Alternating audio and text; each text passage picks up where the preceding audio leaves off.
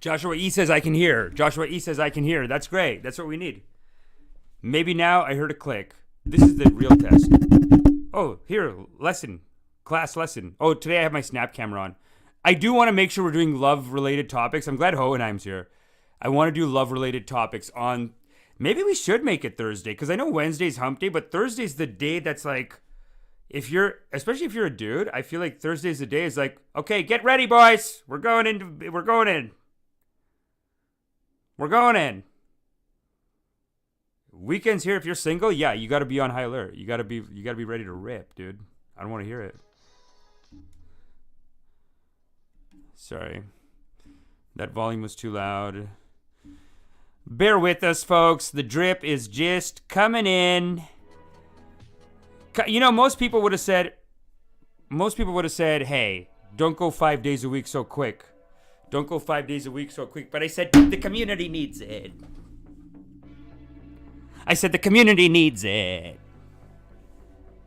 Y'all can still hear the music, right? Let me put the banner up. People are coming in. 15 people here, and God is great. 15,000, my bad. 15,000 people here, and God is great. Applejack, that's the little, dude, I've had that little scroller on the whole time. Baby, we're CNN here, baby.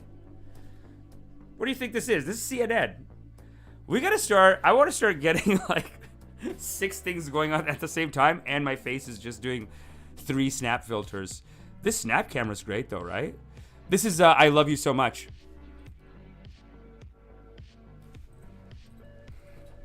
This is I love you so much. This is what this is lens. This is lens activation. No, this is I love you so much. I'll show you. Yeah, no, this is it. And then I have I love you. That's this one, which is a little bit like... Actually, though, this one is more like arts and crafts look. You know what I mean? Whereas I love you so much is a little bit... Yeah, this is like, we're talking... This is a little more professional, I'd say. And then love me is... Wow, what is... Oh my God, of course you love me. Look at my face. It's beautiful. Wow, it's like they made everything. They put like an ugliness filter out here so that relatively, I think my face looks flawless now. I don't know what they did. Or they're doing something actually. They're basically putting makeup on me. They're putting foundation on my face. I'm basically like, listen, 30 years ago, I'd have to go into a studio. There'd be half an hour of makeup. You know how much makeup I've done in my life? As a man, they just do 2 seconds. They're always like, oh no, you're great. Okay, you're good. That's all they do. Oh, and it says love me right there. Sick. Okay. Well, let's go I love you so much, because that seems like a lot. That seems like I'm lying to you a little bit. Just letting them put foundation on me like that. That seems like, come on. Let's be honest with the community. Let's not, you know. Let's not, you know. Oh, I love you, DD. I love you, BB. BB. I love you, BB. But it's flipping it, isn't it? No, you guys got it. Y'all got it. I love you, BB. Okay, cool. So, yeah, welcome to the service. CB Applejack 59, $2 already. Habibi, I talked to your scammer. You talked to the scammer, right? I actually got the Instagram account back. We should talk about that. So we got to do update on Instagram account. Update on Instagram account. Because that's very important for the culture. I thought it was gone, and I was getting a little dramatic even after I left the podcast yesterday, but it's back. I'm actually kind of disappointed that it's back. I almost wanted this to be something that I come on here and I have something to rail about and I have something to say. Can you believe it? The culture is broken. And I, you know, maybe in my head I just wanted to give that guy the rip. You know what I mean? And watch yesterday's episode so you know exactly what I mean. But basically, yeah, my Instagram account got hacked. And I basically, wow, they're putting rouge on me. Ooh. But basically, like, yeah, I called him on live on the show yesterday. And I wanted to give him a nice little ripper of like, because you know the first post that he made on my Instagram account, the first thing he put is that he said he made $20,000 US. They always put, you got to put the USD. He said he made $20,000 USD, and then he goes, "Oh, you can." He basically says, you know, "Hey, I just made 20K. Message me, whatever." He messaged like 1,000 people. I swear to God, I can't even go through all of them and apologize to all of them. All the people that he messaged.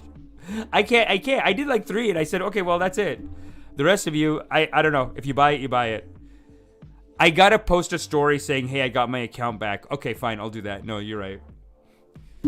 That's actually very important. Now that I've talked it all out with you like that, it's like very important that I should do that. But also, no one's falling for this. Come on. You think? Well, I'm not gonna interrupt the podcast for it. As soon as we're done, number 1 task, put up a story saying, hey, account got hacked. Because I messaged like 5 people. I was like, I can't go through all these people. It's ridiculous. Anyway, Instagram update. And then I want today to be about dating, because as we are going into a time of such darkness, we're seeing World War III maybe. And today you'll see that I'm wearing Kali on my t-shirt as my t-shirt. This is a Hindu goddess Kali. But the reason I'm wearing it is because I have been thinking about Kali Yuga, which is the time of darkness. Yuga means time. And Kali is actually darkness or something like that. So she's called Kali because she's a goddess of destruction and death. That's what she's doing. She's chopping like dudes' heads off and making like a necklace out of it. I don't know how much you can see there. Those skulls, she's just fucking people up. I don't even think even if they didn't do anything. Like, I think she's just pissed. And that is the thing with Kali Yuga. You know? That is the thing. That's the issue with Kali Yuga. It is this time of destruction. Actually, the whole universe is actually going to. It's almost like across the board universe. Whole thing goes chaos, killing, murder, death, destruction, whatever. And then we all wake up and realize the whole thing was a dream. That's the teachings. That's the teachings. So, just letting you know. But yet we can see it out in the community, you know? It always feels like... But you know what? The thing about Kali Yuga... And I know Joe Rogan's been saying it too, that we are in Kali Yuga. Apparently a lot of military people say it. Because that's how they tell themselves, like, we got to go fight hard, we got to kill these people because it is Kali Yuga. Great evil is there and we have to destroy it. It is Kali Yuga. It's almost like part of their war propaganda. They almost make the Kali Yuga. Like in the case of like even this Ukraine-Russia thing. They really behind all of our backs. And if you want to hear my perspective on it, I talked about it in depth yesterday and day before yesterday. But like, you know, behind our backs, whether you agree with me that, you know, NATO really pushed in on them too, like the Americans really were messing with Russia, and then Putin evil too. But then he started fighting, and then now we're all gonna get dragged into it. But this is what military people do. They're always looking for reasons to fight. It's ridiculous. That's why I think it's so. Anyway, all that to say, that's why I think it's so important that we have a weekly love cast and we talk about the love and dating issues. Because look, as suffering grows, one thing you'll find is that, you know, money might get tight, supply shortage, this, that, and the third. Economy's dead. Can't ever own a house if you're a millennial. This, that, and the third. But I'll tell you one thing you can do for free: sex. You can do that, right? That's free of charge. That's provided by God. That's provided by God.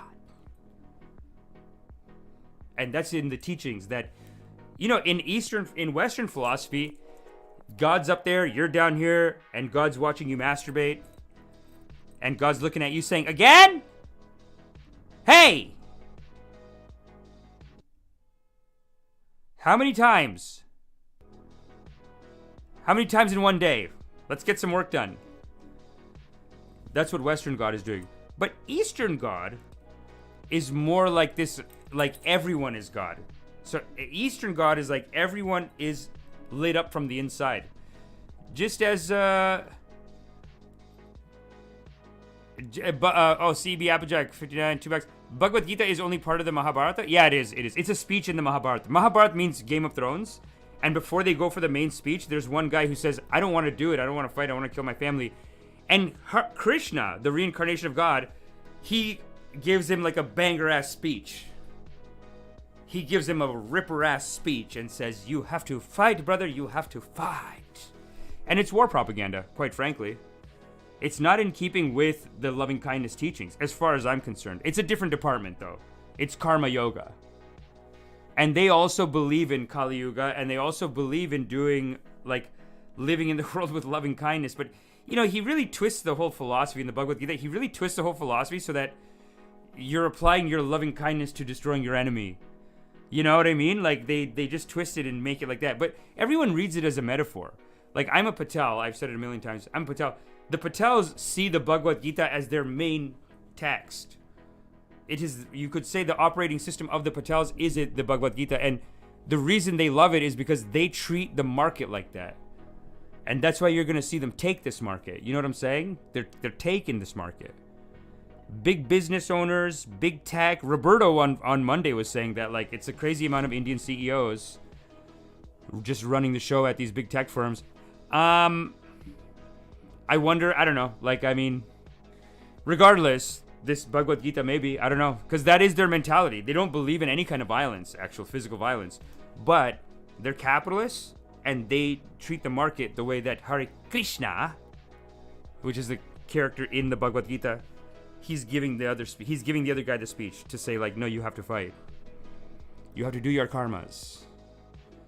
But no, I don't agree with it, though, on a literal sense. And honestly, the whole Mahabharata, listen, if I'm being honest, if you want to ask my opinion of Hindu scripture, like the good stuff, religious-wise out there, the whole thing is a war propaganda. It's a very conservative thing. Like, the Mahabharata, when you watch, I remember I watched the TV show, it was like, there's like 1,000 episodes of the show, and they keep remaking it every 20 years. But the one that I saw the last episode. On the last episode, like, this Mahabharata, it's like Game of Thrones, but in India, right? And it's like the fight for India. So Maha means like the king, I guess, or like the top thing, Maha. And then Bharat is, I guess, kingdom. So the whole series is called Who is the Great Kingdom? Like, who will be the kingdom of India or whatever, right?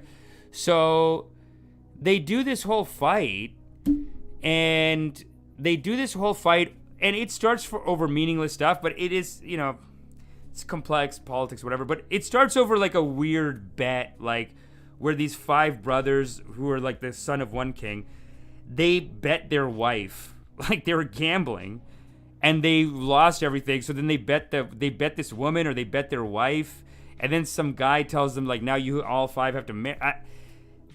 It's crazy, okay? I think she was married to one guy, who was like one of the 5 brothers. I think he gambles her, and then he loses, but then this Guruji comes in with another idea, and he goes, okay, play one more hand, and if you guys win, then you guys get to keep the wife, but then all 5 of you have to share the wife. So this is the starting incident of this. This is the inciting incident of this whole epic. These are the good guys, by the way. The people gambling their wife, that's the good guys in the story. And this is the start of this whole beautiful epic. And then you get to the end of it, and it's basically like just dumb, like, men's politics, war, murdering each other, killing each other, whatever. You get to the end of the whole thing. On the last episode, you know what they say? There's like one Babaji asking another one Guruji's asking another Guruji, all this fighting, all this suffering, what is the meaning of it all? What can we learn from this? And then the other guy said, to wrap it all up, to put a bow on this Hindu classic, to wrap it all up, you know what he says? The moral of the story is, women cause all problems in the world. This is the lesson. I swear to God. And I was in India when the episode came out, and my village watched it, and there was like, the men were like repeating the lesson to us. They were like, did you understand? Like, the show ended, and then my older cousin, he goes, did you understand it? What is the meaning? And he's telling the girls, like, he wants the girls to reaffirm that, like, all troubles in society are created by women. Like, he wants them to also agree. And I remember I was even there, and I'm like, I don't see it, bro. I think the guys did all of this. Like, the women didn't even have any freedom to do any of it. But they still, the guy goes, women, because they are cunning and indirect and can do sneaky like this, they are the cause of all of society's problems. The root cause always is with a woman. That's, I swear to God. No credibility. What is your credibility? Foolish teaching. Sorry. It doesn't even make any sense. Only the dads can even believe it. Most Hindus my age, like, they're gonna say, what the fuck? What is this shit, dude? This makes the brand look bad. The moral of the story was, and the guy justifies it by saying yes, because when they were gambling at the beginning, even though she had no rights, she was sitting there, no rights, but looking so sexy with her no rights, that the other king was like, no, I want that.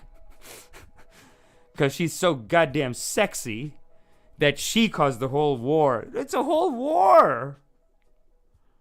So this is the Mahabharata. Bhagavad Gita is like that banger speech just before they were about to do the big fight. It's almost like Deep Space Nine. Deep Space Nine, you go 3 seasons, there's no fighting. And then 4th season, it's a ripper, right? Mahabharata was like, it was almost like a season of politics. And then it was actually 3 seasons of politics or 2 seasons of politics. And then the war is like, it's really hard to drag the war out, in a drama. It's really hard. It's not easy to do. I'm sure the remakes of the ones that I saw, they do a better job in the war. Because I just feel like it was hard to make those politics work. But Deep Space Nine does it really well. But then Deep Space Nine is like a slow drama more. It's like slow drama, and then at the end, done. Every time there's a battle. But that's how they did Mahabharata back in the day. But honestly, like they get to the end, moral of the story, a woman caused every problem. All problems on earth. That's what he says. It's like the most sexist, meaningless. And I remember my older cousin who lives in Canada now, but back then he was in India. And he literally did, like after the show was done, did you learn it? Did you make notes? Write it down. Women cause all the problems. Write it down. So, yeah, DS9 is my favorite overall story. TNG has my favorite captain though, 100%. Dude, TNG was a tight captain. That's how a man should be. And that's the problem ever since TNG. It's hard to live up to that. But one thing that DS9 and Voyager and all these guys do, they almost set it up so that they're like, we're not the best. Like, TNG, The Next Generation, it was flagship. It was the Enterprise as a flagship. It was the best ship in the fleet and the top ship. And then it's that captain. The other shows after that, they almost make a point early on to be like, we're just a loser team. Don't expect like a Picard here. We don't have Picard. We wish we had that kind of leadership. We have this person. They're cool. They're doing their best. They're, working their way up a little bit. But they always make that point. Even the crew. The crew's not always the best crew. So, you know what? I think one of them had like a straight up criminal on it. Oh, yeah. Voyager had like, they had to take on these, basically these indigenous like people that were called terrorists in Starfleet. But because they were lost or whatever, I think they had to take Chakotay, I think his name was, right? Chakotay? That was a good show. They always had that politics in there. They always had like, in the new show, my buddy just did the new show. My friend Abbas, and he has a podcast called The Immigrant Section. He's actually we're gonna do a co-episode next week. But he got to play a Klingon in the new Star Trek. Oh my God, what a dream! What a dream! I told another friend while I was out, I was like, yo, Abbas was just doing Star Trek, and even my other friend who's an actor is like, God damn it! No, that's great, man. That's great. I'm happy. No, I'm happy. That's good. Damn it! Why don't they call me? No, honestly, Star Trek, it's not easy to book. I don't know what they're doing, dude. When you audition for Star Trek, they make you sign like 4 non-disclosures, and then they won't even like let you get a copy of the script. The script is in some high-tech security shit. It's so high-tech, I can't take a screenshot. I swear to God. I gotta log into a thing and log into 4 security codes. Gotta do it at the right time. Fingerprint, eye retina scan. Then I go and read the script for Star Trek. It's like 4 lines. Because they hire the big actors from America, I feel like. But it's like 4 lines or 6 lines or whatever. And then I tried to screenshot it, and it was just like, block. It had like such a aggressive, like, so watch it. I remember when I was even in Saudi Arabia for a minute, someone sent me a link to maybe something that was a little risque. And I clicked on the link, and it goes to the next website, and it just said, Saudi Arabian government says you are watching something dirty on the internet. Do not watch anything dirty on the internet. Any pornography will not be tolerated. If they are in bikinis, it is not tolerated. That's what they said. They sent a warning like that in Saudi Arabia. That's whoever's working on their firewall is the same people working on these Star Trek. When you get the audition, the script, same firewall, dude. I'm going in there like I swear to God, I was too scared to even take a screenshot. I was almost gonna take a screenshot because it had a timer on it. It was like, okay, log in and you have 20 minutes to learn your lines. And if you don't learn it in 20 minutes, then you have to re-log it, like all this crazy shit. I'm exaggerating, but it's pretty weird. Anyway, my boy got it. Comedian too. He's gonna be on the show next week. But he was saying he had like, he got to like, no, they have to, oh no, they were gonna kill him, but he was like, bro, I killed it so hard that they just beat the shit out of me and let me live so I could maybe come back. So silly. Dude, that's so funny. I love when a comedian gets something. But I do feel bad for actors because they do work so hard, and then when a comedian just takes a part, they're just like, no, I'm happy. No, that's great. No, that's great because, no, it's fine. Some of us went to theater school and he tells jokes.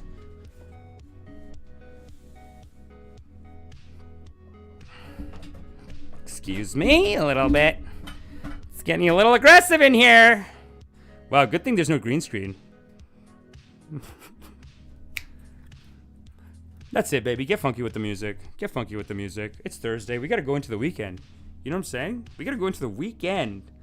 Ready to, you know, make some love happen. Make some romance happen.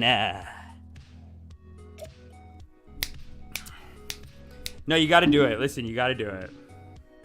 It's fine. You know, you're allowed.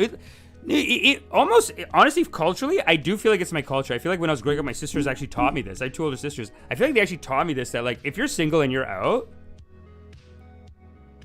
and if there's a feeling in your heart like someone's attractive, then it is your karma to say hello. Figure it out, bro. Figure it out. That's what they would say. And so, you know, this weekend, let's make sure we're going into the weekend with a nice high vibration. We want to go into the weekend with a high vibration.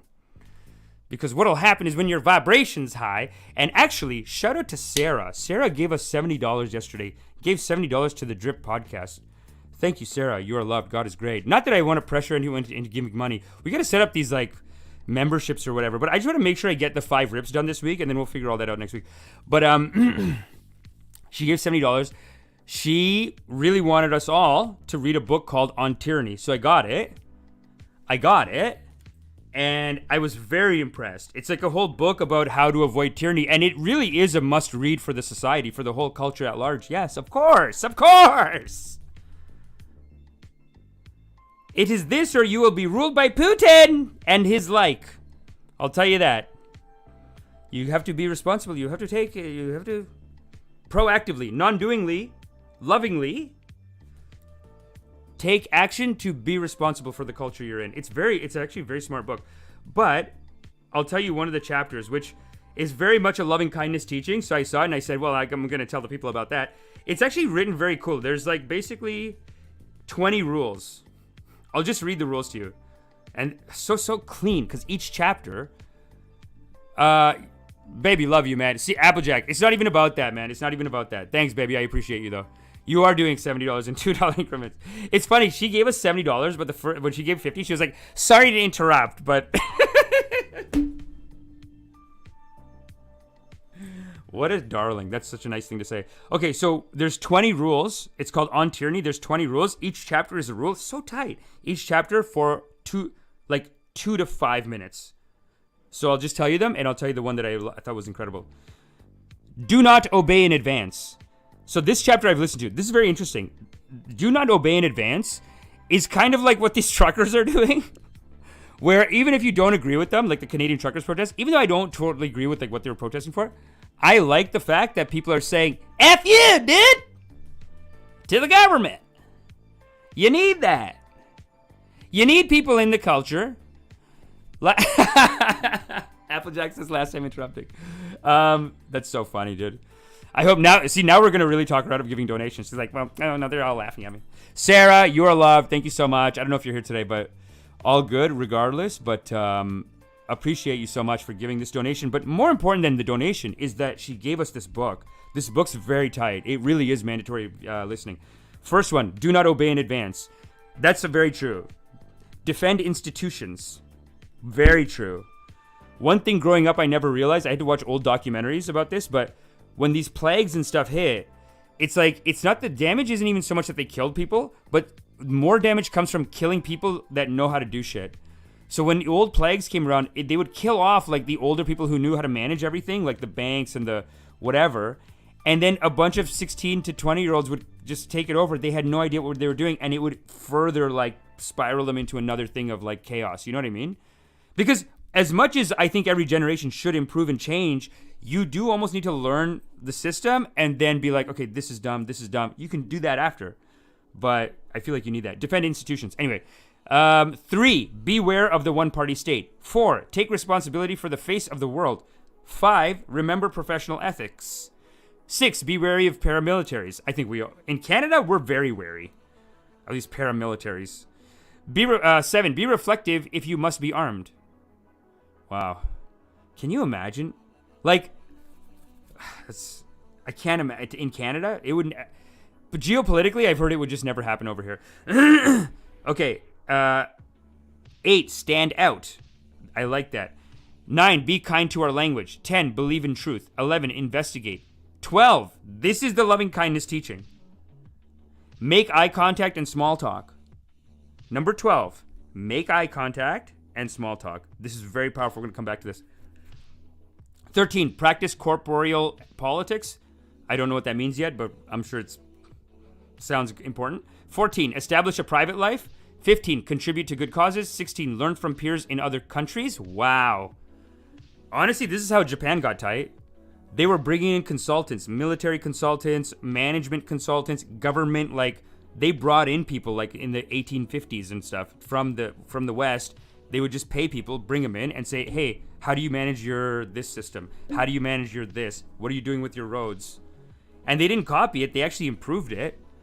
But like they got it down solid and then they were like, oh, okay, cool. Then they started finding their adjustments, improvements. They're ahead of the game. Now they won't have children. So, and they won't let anyone in. Kind of racist. So they will suffer for that and their population is in decline. But, you know. Anyway, 16, learn from peers in other countries. 17, listen for dangerous words. That's weird. I haven't heard that one yet. 18, be calm when the unthinkable arrives. Meditation. This is another meditation practice. 19, be a patriot. I don't know if I agree with that one, but let me get to it. Because when fighting starts, you have to be, I guess, yeah, you have to be a patriot. Because I want to be patriotic to all of mankind, all of woman, man, all of life living, all of life. This whole universe, everything that is animated by the Tao should be what we are patriotic to. But anyway, that's 19, and I'm sure that's when the shit hits the fan. You got to be patriotic. Like if it's you and then the other people are just like Nazis, you have to do it. You have to. 20, be as courageous as you can. Wow.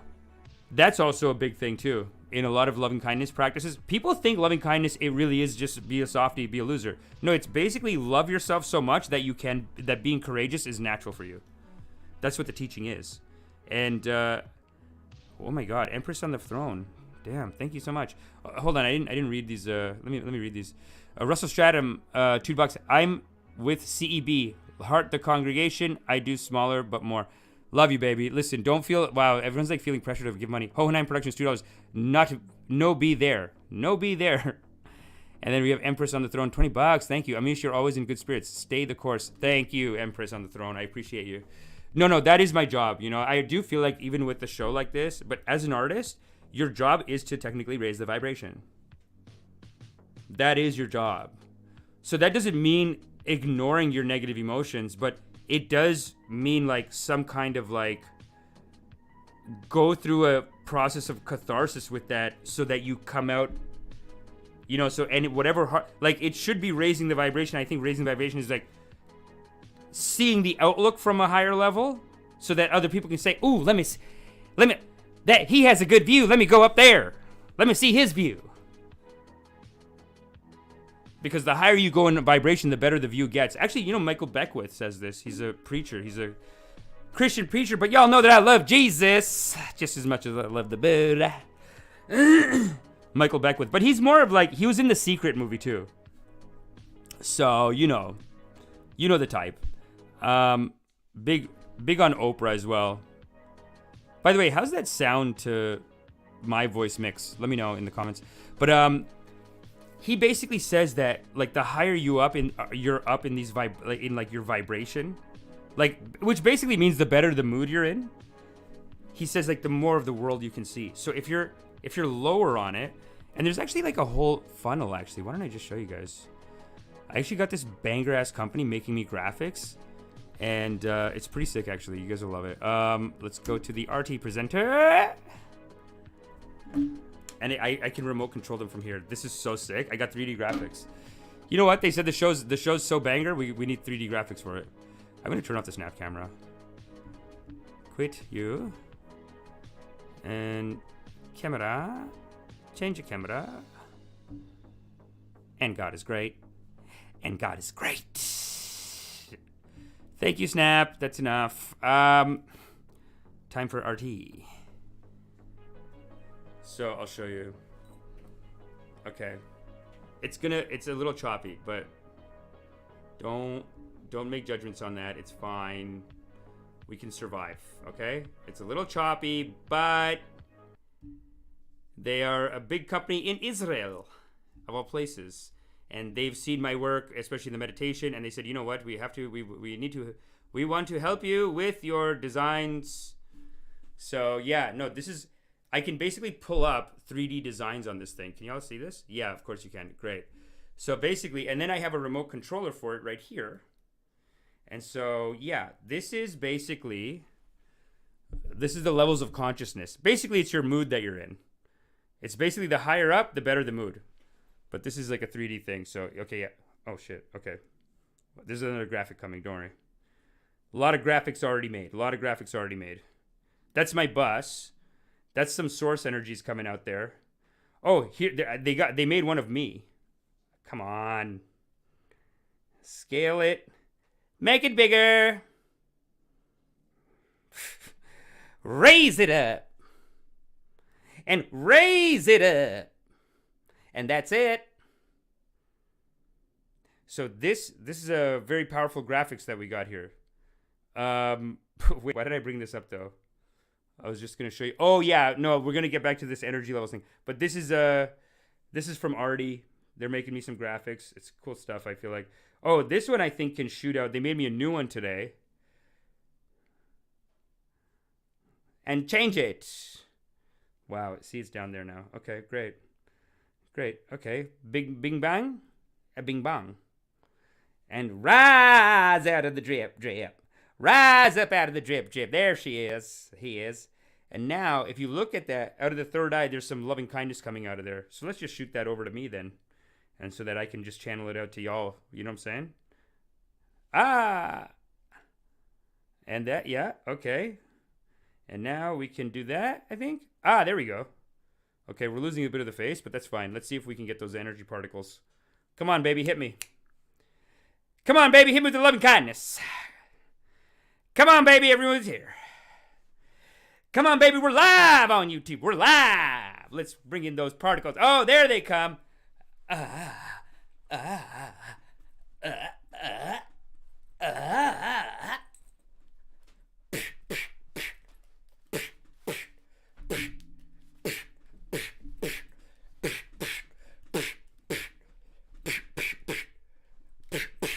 Wow. Very powerful. Very powerful. It's shaking up the whole screen. Because that's what happens. That's what happens as we go to the weekend. And this is what I've been saying. As we go to the weekend, make sure you have like a high vibration when you're out in the culture. And even with your family. Because what you'll find is that if your vibration is high, it'll rise up the other people's vibrations. It's almost like a little jets coming out of pure loving kindness. And it can just cheer up the whole society. Do you understand what I'm saying? Do you understand it? Say yes in the comments. Say yes in the comments. Say Yes, BabaJi. Yes, BabaJi. BabaJi. So this one is energy funnel particle. Let's see what. Come on. Here we go. Okay, cool. Let's go. Come on. Let's go bigger. Let's show it. Let's really show it here. Come on. Let's give it to the people. Let's charge up that source, baby. Let's charge up that source. Come on. Let's jack it up. Come on. We can do more source than that. Okay, really? Why is it a V shape in the middle? What happened? Oh, let's rotate it. I think that's the issue. Weird. Okay, that's what we're looking for. There we go. Yeah. Yeah. No, you want a high vibration. You know what I'm saying? That's if you're operating down here, you're only getting a little bit of the energy.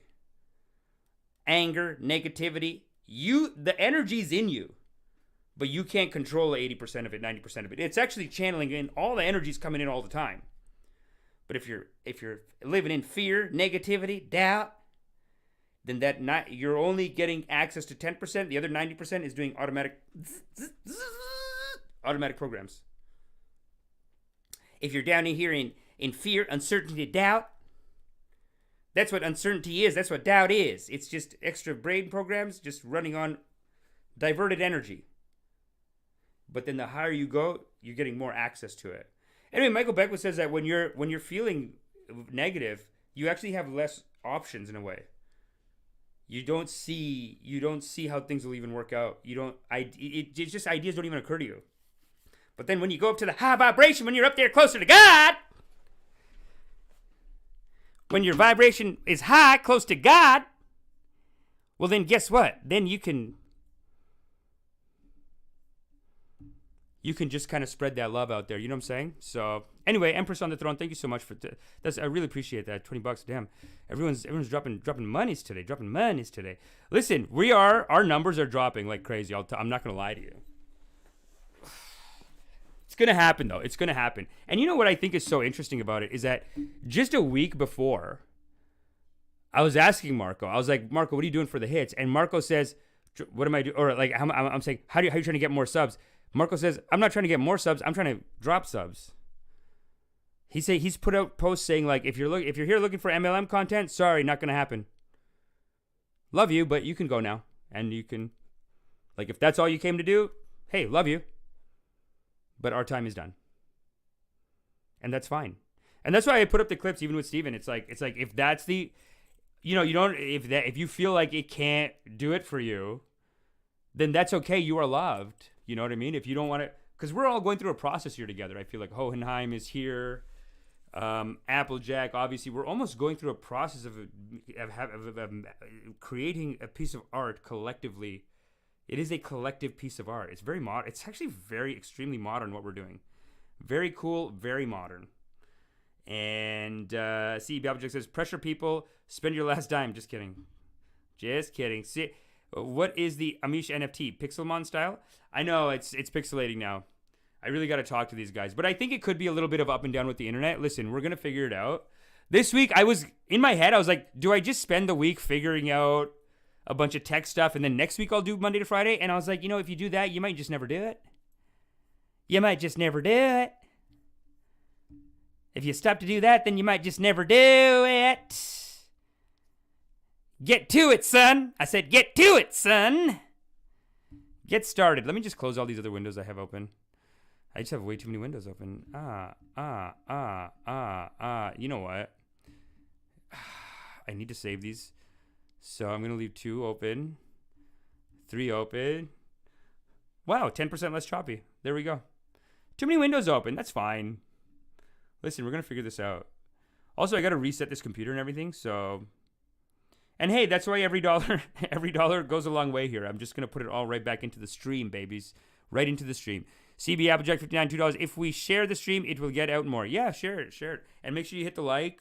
And make sure you share it. And I had a couple of things I want to talk to y'all about today. One thing is, like, look, I want to make sure we cover dating scams on this episode.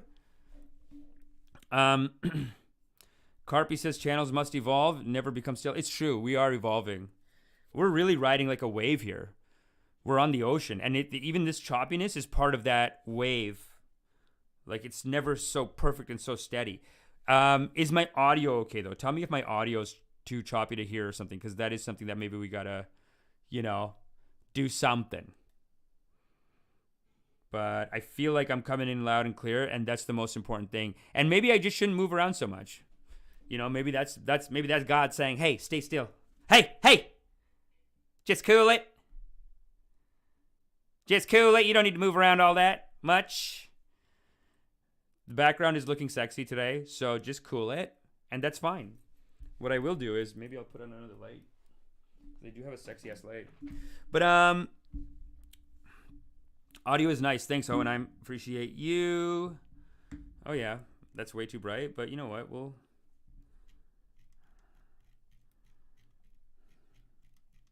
It matches the music, but I don't even know if the music is sharing. Hold up. Damn it. StreamYard really got to figure out this music thing, man. Because I need sound effects. Hello? Sound effects. But we'll have those for next week. I'm just putting a bunch together. Green? No way. Gross. No, it's got to be in this direction. Something like this. Nope. Here we go. And that's fine. And that's fine. Thanks, Owenheim. Appreciate you. We never stop changing, just how we accept the change as we get older. Yeah, it's true. And we're going into a time of great uncertainty. We are going into the most uncertain time. 40, 50 years, people have had like that one consistent job kind of life. But we are going into a world where, I was saying earlier that it's Thursday and we should be, if you're single especially, but even if you're not single, even if it's just you're going to be with your family, you're going to be with friends on the weekend, we should be looking at the weekend as like, how am I going to raise the vibration? How am I going to make these people feel good? And the JC files.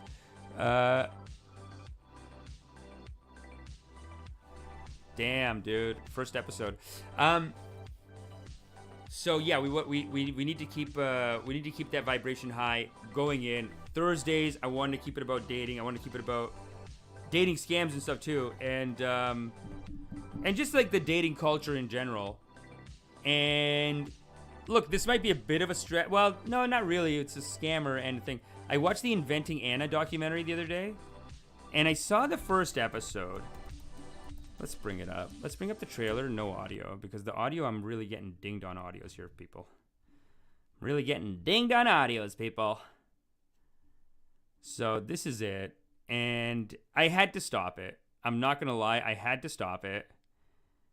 And I did one episode. I said, this is my karmas. Elaine even said, check it out, it's so good, whatever. I said, this is my karmas. I'll do an episode. You know what I'm saying? Let's pause it for a second. I said, I'll do an episode. But I just... Is it Shonda Rhimes? Why is... You know what really bothers me? Like, I don't know what it is. But with this and with Grey's Anatomy too, because she made Grey's Anatomy too, it's like this propaganda for white women. Like the lead actor is always some mediocre-ass white woman. For example, case in point, let's take a look at this. Let me show you Exhibit A.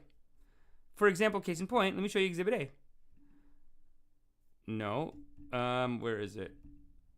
Exhibit A is ready to show you, and I will show you Exhibit A right now. This is the last show she did. Grey's Anatomy. This is like the first show that she got famous on. This is Grey. And in the show, she's got both of these guys obsessed with her. They call him McDreamy, they call him McSteamy. McDreamy, McSteamy. One's a steamy, one's a dreamy. Honestly, I think this guy is dreamy and steamy, which is weird. And then this guy is a little silly. But then they did make him look shorter in the shot. But they also, I feel like he's McDreamy, like you're thinking of your dream life with him. But then this guy is just too goddamn sexy. He really is. I mean, look at that. And then look at him. He's like low. I could do a whole body language analysis on this shot even. He's like shorter looking up at him. And then he's just eye on the prize. Of course, I photoshopped in the picture of Grey. And like, look, what is this about? These two guys are obsessed with you? I can't get into it. I don't know. No, for what? For what? Is this rude? Am I being rude? I know I just did a whole talk about keeping a high vibration, but like, excuse me, let's be realistic. And also, why, like, are we not trying to end this propaganda for white women? Are we not trying to put an end to it? Why are we doing this? Why are we putting this out in the culture? It just doesn't make any sense to me. And then the new ones like that too. I can't stand, because she almost like exact same, like very similar looks. And look, it's not even about the looks. It's the Karen ass personality. It's like the no personality. It's like the I'm sad. That's hurting my feelings. Oh, it's okay. Everyone's in love with you. Excuse me? For what? That's what really pisses me off. Anyway, the new character too. I don't know. They do the same thing where they have her, and then they have, holy shit, I almost left the studio by mistake.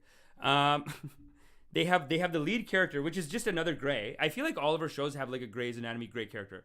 So they have, yo, he says, love and kindness, Amish, be forgetting. My bad. Listen, it's not even about that. I watched the first episode. Why the propaganda though? You know what I mean? Like, I just don't like being lied to. Like, this isn't happening. And then even in this show, Inventing Anna, the lead reporter is this like same personality, like very similar personality, very similar looks. But then she's with this tall, hot white guy. It's the guy from Workaholics, but they made him sexy. I don't know if y'all seen Workaholics. One of the best TV shows. The main tall guy, Eric, I think his name is, in the show and maybe in real life. But the tall white guy, they made him sexy. They gave him a little beard. And then he's just this supportive husband. Like, he's just like, oh, I hate that. It's just like, it's just not relatable. But I guess that's the activism. They're trying to be like, look, be like them, guys. This is what a good man is like. Politically correct and stands by his pregnancy with the wife. I'm not saying anyone's not doing that. I just feel like in real life, like, I feel like girls don't even want you to act like that. That's the issue. Like, I know guys that are like the guy, the character, not the Workaholics, the actor, but the character that they've written for the show. Like, I know guys like that. Women, like, I feel like end up cheating on them. I don't know. Because then you got AOC, and her husband was like that too. And that was a documentary. If y'all saw the documentary on AOC, like, I thought it was amazing. I thought like she did amazing work. I know now a lot of lefties are saying AOC's a sellout, but I thought she was incredible. I don't even understand yet what the selling out is yet, so I can't speak on that too much. But I always really enjoyed AOC. But when you watch the documentary, same thing. Just a beautiful 6'3" white man. Just, babe, can I do anything for you, babe? I just want you around, baby. I'm just worried about you, baby, and I want you around, and I'm here. I miss you. Like that. Come on. Nobody wants that even. That's the problem. You know what I mean? Like, I don't want to enforce gender norms. But even like girls I know who are feminists are like, okay, this guy's a pussy, dude. Come on. Like, yeah, like feminist, but don't be like a loser about it. You know what I mean? Like, nobody's into this. But I guess AOC maybe is. I don't know. But then it also seems like with the AOC documentary and a little bit like with these shows, the woman's not even into them. I guess that does happen. It's almost like how guys, like, I remember there's a book in the dating section of the bookstore. There used to be 2 lines for like a series of books, and the first book was called Why Men Date Bitches, and the word bitches was written all like bitches. And then they went on from that to like Why Men Marry Bitches. And then they have like Why Men Can't Get Enough of Bitches. Like, they have like a whole series. But then eventually, they also, I'm pretty sure they made the sequel book even series of like Why Women Marry Bitches. Like, you know what I mean? Like, they do the women's side. Women are doing it too. Or no, why they did Why Men, and then they did Why Women too. Or I think they did Why Women Love Assholes. And then the assholes was like shaking. Like, it's just big block letters shaking. It's a whole series of these books. And I guess both sides do it, and it's fine. Yeah, it is. You know what it is? It's basically an unhealthy relationship, I feel like. That's what they're portraying. Like, they're trying to portray this guy who's just sitting at home. It's like, baby, I love you too much. Baby, I love you. Where are you? Like, that kind of thing. It's like, no. Nobody likes it. You know? Like, I don't know. And I feel like even the women who watch it, when they're watching Grey's Anatomy, but then everyone does love Grey's Anatomy. So, fine, fair enough. You know, everyone does love Grey's Anatomy. It's a hitter show. The show's named after her. So who am I to talk, right? Like, obviously, I don't get it. I can't get into it. But it just felt like a little Karen propaganda. And then this show was a little bit like that, too. Not to say that this one's a... CEB Applejack, good call. Yeah, it's true. This is what I've heard is the latest criticism of AOC, that she has become like... She went from like being about it, and then now she's kind of talking about it and playing the politics game a little bit. That's what I've heard, and it's fine. Whatever. That's fine. Whatever. But the point is, Inventing Anna, I saw an episode. I had trouble with that. I couldn't get past it. And I hope the rest of the show's good. I honestly, like, I hope y'all loved it. It is about a scammer. She did scam people, so it's very relevant for the show. And I feel like it's gonna go to a love-related scam, but I think I'm just gonna watch her documentary, and we'll talk about that maybe tomorrow, maybe next week, and I'll just find some clips from a YouTube documentary. Because the other thing about Netflix is that they're so tight on the freaking clips, man. You know, not to try to do a donation drive here again, but they just demonetize. I gotta tell them. They don't even tell me it's demonetized. It goes to an email. I gotta go in and be like, hey. I gotta go in and I gotta be like, hey. Why is this demonetized? And then so after 2 days of not monetizing it, then I tell them, no, they usually tell me right away, and then I tell them right away, but then they'll take a day to check it. So that whole time, no view, like all the views are no money, and then they check it, they're like, oh, it's okay. You gonna pay me back? YouTube, you gonna pay me back on that? I think you owe me a little money, YouTube.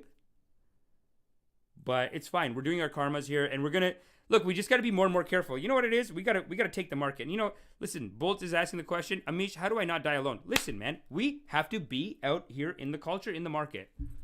Yeah, be proactively loving. Proactively love. That's what I honestly think it is.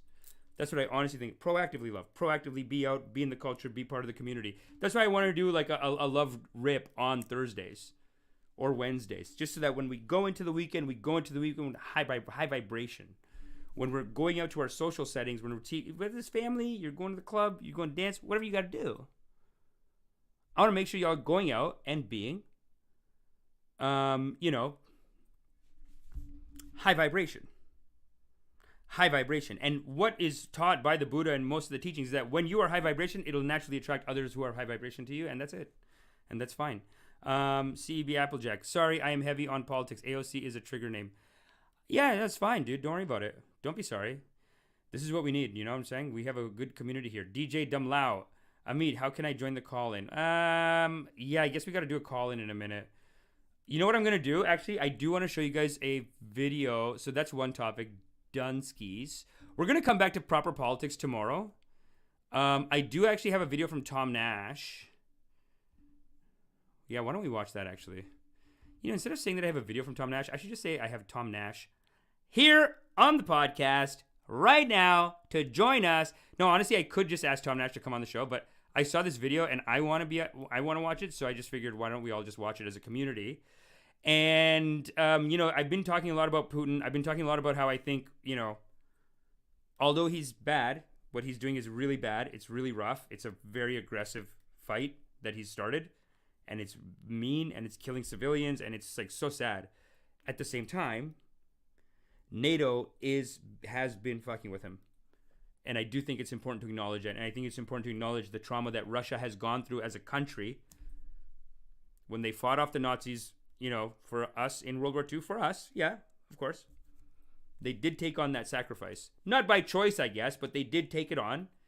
And they have been met with nothing but animosity since then. And, you know, it does almost feel like a big projection of, like, they're spreading communism. I don't know. Like, is it spreading communism? Like, I mean, if you had, like, I don't think they ever left their area.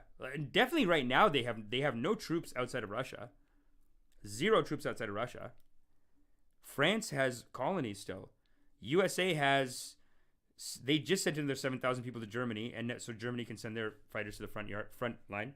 So anyway, this is all, we've talked about this. I just want to see this video because it is important that we maintain our loving kindness here. So let's see what Tom Nash is saying, and let's hope that this plays all right for y'all in the community. What are the odds? What? How is it saying this video is unavailable? This is a Tom Nash video. Tom Nash, brother. Why is it unavailable? Oh, removed by the uploader. Okay, so I guess Tom Nash took it down. I guess we do have to bring Tom Nash on the show. And that's it. And that's it. And that's that. Okay, one thing I did want to show you guys. And just see, because I do feel like this guy...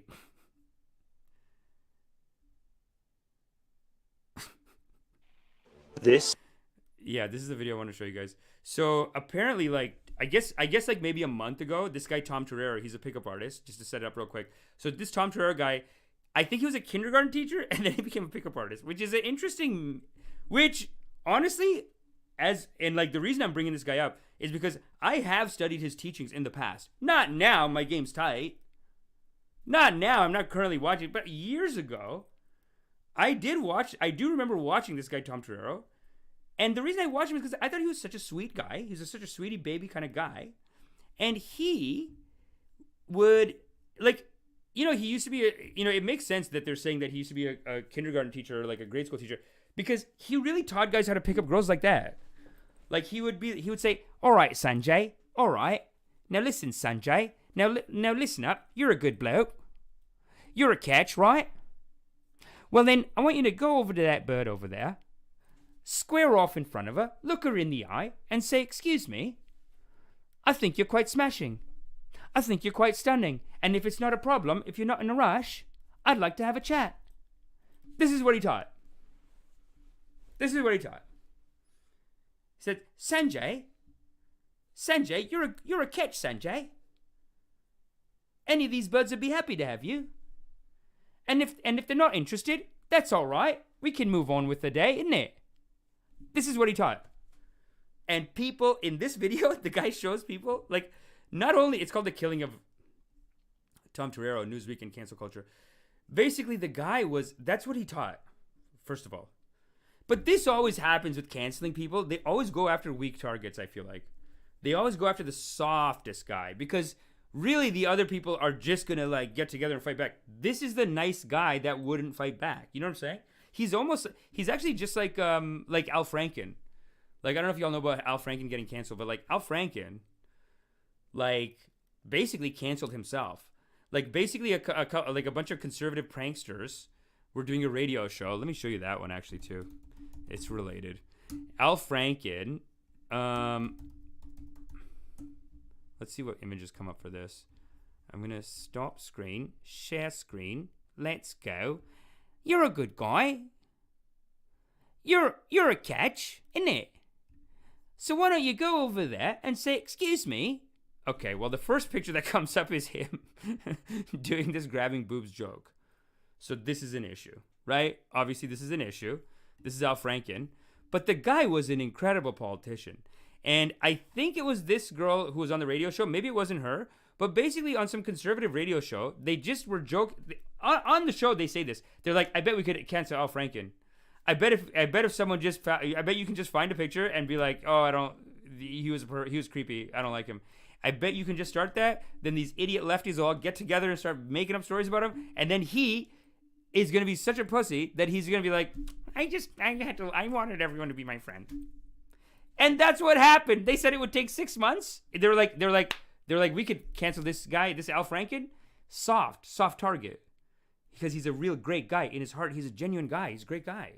Full of loving kindness. So they said, this guy, we can break him in 6 months. We'll break him. 2 months, he quit. 2 months, Al Franken quit. Why? He goes, I wanted all the girls to be my friend. He just says it. He says, like, there's a New Yorker article about it, actually. Because the New Yorker, and if you read the New Yorker article, let's find that. New Yorker. That probably has a good visual too. Article. Oh no, New Yorker. Al Franken. This article is basically like a documentary. It's so long and is tempted to return to U.S. Senate. The guy was a senator. The guy could have been president. Like the Democrats could have had a not useless president right now. He was so tight. This guy was so tight and knew how to make and very competent. You know what I'm saying? Even if you're conservative, I don't think you're looking at Al Franken like, oh, he could destroy it. Like they could vote for him too, kind of. You know, he believed in healthcare. He was like smart with his politics too. He's a great senator. Anyway, the whole thing's here. This is such a great article. Check it out. But you really do go after soft targets, though. You really do go after soft targets. And I do feel like Tom Torerro, rest in peace. People are saying that he committed suicide, maybe. But I feel like that's what the assumption is in the culture right now. That basically Newsweek came at him hard. Newsweek came at him and they just... Let me show you the article, actually. Pickup artist. This is the article. So this is the headline is Pickup Artist Tom Torerro sold recordings. Allow, I guess. Sold recordings, targeted teen girls using major tech firms. Okay, well, that's hard to defend, too, right? Like, I mean, but targeted teenage girls. Yeah. This is a tricky spot to be in, though. Even for us as a show. This is why you got to make donations, people. Because I'm not going to this is, I think, important for the culture, to be totally honest. This is very important for the culture. You know, like this is a weird thing. This is a weird, and I said this the other day with Roberto. I feel like, from what I know about masculine energy and feminine energy, and how we should be honoring feminine energy and trying to bring more feminine energy into our culture, that's what I truly believe in my heart. I'm a loving kindness coach. As a loving kindness coach, according to the Buddha, the teachings bestowed on me, channeled to me from the Buddha, according to the Buddha, canceling people is toxic masculinity. Canceling people, really, as a culture, we shouldn't be looking at people like this. Like, you have to be canceled and get out of the society and never talk again. We should be, the more feminine thing to do would be to nurture and rehabilitate someone until they understand that, you know, maybe don't go for teen girls. Honestly. 20 is enough. You could make that fair deal with them. Most pickup artists would agree. You know what? You want me to say 20 up? Hey, there's enough. And they look young enough. It's fine. Every time someone goes down to 17, I'm like, idiot, have you just fuck a 20-year-old? Are you crazy? What are you thinking? They look so young. Who gives a shit? Go 22, 24. Most people would say it's fine. But, you know, have the talk and say, listen, you can't do this. You shouldn't do this. It's bad for the culture, bad for the community. I feel like they would be very reasonable on that and say, you know what, you're right. Let's avoid that. There's enough of a market. We don't have to go after that. We don't need to go young like that. We can go 20 plus. God is great. Honestly, change the apps if you want. Tinder, you want to go 20 plus on Tinder? God is as a spiritual teacher, you have my blessing. Let's make a buffer zone. Let's make as we talked about Star Trek earlier, let's make a neutral zone. Let's keep that a neutral zone. You're older, don't dip down there. And if you're younger, try not to go above. We can make a neutral zone there. But this is something that if we had more of a feminine nature as a culture, instead of this kind of canceling mentality, you get together, you have a meeting, you say, hey, excuse me, don't do this, do this, right? Like, we can appear in the court of social justice. And we can hear our sentencing, and not me, but like he's a nice enough guy that he would have gone and he would have heard his sentencing and he would have said, Your Honor, you want me to go 20 plus? I can do that for you. And I can let others know that we're going to go 20 plus now. Let's enough of this. You're right. You're right. What was I thinking? I think Tom Torerro would have agreed to that. Right? But then that's what I mean by this is what I mean by toxic masculinity. Like, you're like fighting like this and like just like I will have to destroy their career. I have to get them fired, whatever. Now, this is the other part that's a lot on the pickup artist scene and like, no, not to laugh or anything. And one thing that they do say in this article is that technically nothing he did is illegal. And this looks bad. I get it. This looks very bad. But if you go on YouTube, right, It's full of videos of guys trying to holler at girls on the street. And what they do is, and stay with me for a second. I know we're going to lose some ladies on this. But listen, it's another gray area. It's another neutral zone. It's another thing where maybe there should be a talk about this. I agree with you. Like, it's a lot. Because this poor girl thinks she's falling in love. She thinks she's having a beautiful romantic moment, falling in love with someone. And then sometimes that guy will be doing that, like just doing a pretend pickup. Then cut to seminar. Like I've seen this guy. He hits pause on the pickup video. Like he's talking to a girl. Girl's like, "Oh my god, hi! Like you're so cute." Like they're falling in love. Then he goes, "Pause. You see that? Got her. You see that? That she's mine. Look at her eyes, big, doe-eyed. I got her." That's rude. I think that's rude. Right? Like, I mean, why are we like let's be genuine. But I do feel like Tom Torerro, like this is what he looks like. Okay, hold on. Let me show you the video of the guy. Real sweetie baby, you know what I'm saying? Real sweetie baby. And I'm going to bring some people on in a second to just talk about this because it is one of these hot button ones. It's a ripper. Listen, it's a ripper. This is like dangerous territory we're in right now to defend someone like this, that in the society they're saying this is worse than, this is the scum of the earth in the society. But he's killed himself, you know, at this point. Or not, we don't know that. We don't know that. He died. Like maybe 2-3 weeks ago, he passed away. And people are speculating that it was a suicide driven by this cancel article. And I don't know, man. I mean, like I said, it's always like soft targets that people go after. He is so polite. Like, it's so polite. Are we not allowed to do this? Not allowed to videotape it? Fine, fair enough. And I'm not going to sit here and pretend that I can run after a girl on the street. I can't do it. I can't. I'm scared. I get scared. But if someone's stationary, I'm going to say hello. Yes, of course. This is a community, people. We're going into the weekend. Be social. Be outgoing. Have a chat.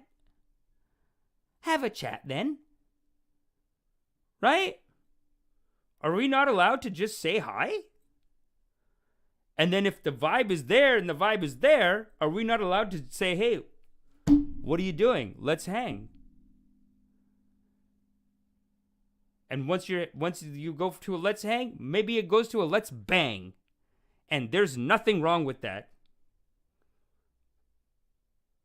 And I said it earlier, the economy's dead. The economy's broken, shortage supplies, inflation. These millennials never going to own a house. I'll tell you what you can do. Have sex with people. That's free. That's from God. And this is a lot to me. This scares the shit out of me. It's like, what the hell do you want? This is the night. Look at how sweetie baby he looks. He's a kindergarten teacher. That's how he taught the thing. Now, again, the issue does come up where they run you down on the street when they videotape it. Fine, fair enough. And I think that is a discussion worth having.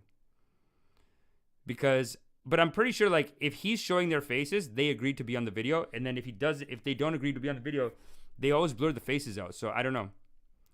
I don't know on that. And then I guess he's taking, like, yeah, he just keeps recording audio. If he recorded audio of them having sex, that is rude. That's wrong. So, like, I'm not gonna say it's not wrong, and I'm not gonna say this is not a moral gray area. This is definitely a moral gray area. Like, you can't just the videotaping of it. Let's draw a clear line. The videotaping of it is a moral gray area, and I think it's worth having a discussion over. But it's just the canceling just seems like, first of all, you got the weakest, like and I shouldn't say weak because you got the most loving kindness person. Weak in masculine terms, weak, but his game was powerful and his love was powerful. And maybe his love was so powerful, that's what people are speculating, that his love was so powerful that, like Al Franken, it just hurt his feelings too much. That's what people are speculating, that he was like Al Franken and it just hurt his feelings so much that, like, he's a guy that came into the game to spread love and to get people, like, meeting each other and dating. He was like such a romantic. He's like a rom-com. He's basically, his attitude is like, make a rom-com scene in your life when you're out and about. Now, again, I'm not running up on people, but if I'm in line, I have to say something. If I'm in a lineup, and me and my buddy we're talking about this, I don't do online, I don't do offline. Some people do online, some people do offline. I do inline dating. Of course. Of course. My brain will overheat. Excuse me, my brain will overheat. If I'm in a lineup and there's someone hot in front of me, my brain just calculating. It'll overheat. I gotta say something. What do you want? It's terrifying enough. And then if you watch this video, this is the worst thing in the video though. Is this guy? These guys. Am I missing any? Oh, thanks, baby. Hold up. No, I already have that up. Thanks, everyone. What a great community today. Love it. Everyone's here talking. So he's a white hitch at the drip. Yeah, I guess so. Trillion McMillion, armchair police. All the good feelings of righteousness, none of the work. It's true, man. I mean, is this that's the other thing. Like, I admit it's a gray area. It's rude. You just ran up on someone. They think they're falling in love. You're just taking a video for your class. It's rude. I'm not saying it's not rude. Oh, this is the guy who this is the run up on the run up. This guy. Were latecomers, outsiders looking in, and they knew very little about this industry. What they did know, however, is that it could be exploited. Honestly, like, how do you not see this? And you go, let a player play, dude. This guy's doing good, man. He's 36. He left being a school teacher. I think he got laid off, maybe. No, I think he left righteously. And he had like a midlife crisis, and he talks about like all this childhood trauma he had around dating, you know, like confidence issues, whatever. So he worked on it for himself. But then I guess once you start teaching it, then you got to just be doing it all. Then you got to be hollering all the time, and you got to be making videos all the time. And but you don't have to be making videos. And again, that's where I thought a discussion could have been had. And Tom Torerro is the kind of guy that would have said, you know what, you're absolutely right. I have no right. You know, like he could have said something like that. Mostly they don't show the faces, and mostly they blur out like, yeah, no, but that is listen. And easily misrepresented. Apparently, women were being manipulated into sleeping with men they would have otherwise had absolutely no interest in. That the entire sleeping with men they would have otherwise had absolutely could be exploited and easily misrepresented. That's too much. This girl is too hot. Apparently, women were being manipulated into sleeping. Oh my God, a smoker, dude. With men they would have otherwise had. But there is something about if you holler on the street, there is something like fanciful. Or in a lineup, like you almost never get a bad reaction. That's the other issue. I remember I was with 3 other comics, female comics, very big figures in the feminist community, people who are very much respected and outspoken in the feminist community. I was with three girls that I know that I do comedy with, and I was telling them that I met a girl on the street, and I thought that maybe I'd get some attitude, like, oh, you're not allowed, whatever. They, all 3 of them, were like, I wish someone would come up to me on the street. Nobody comes up to me on the street. That's what all 3 of them, I swear to God. So who are we helping here? You know what I mean? Like, is this a price to pay for that? To have more romance in the culture? To normalize this behavior of saying, excuse me. I mean, but I guess it's an issue when you're just doing it every day, like 5 hours a day, and then you keep banging new people. And then even if it's going well, you just keep banging other...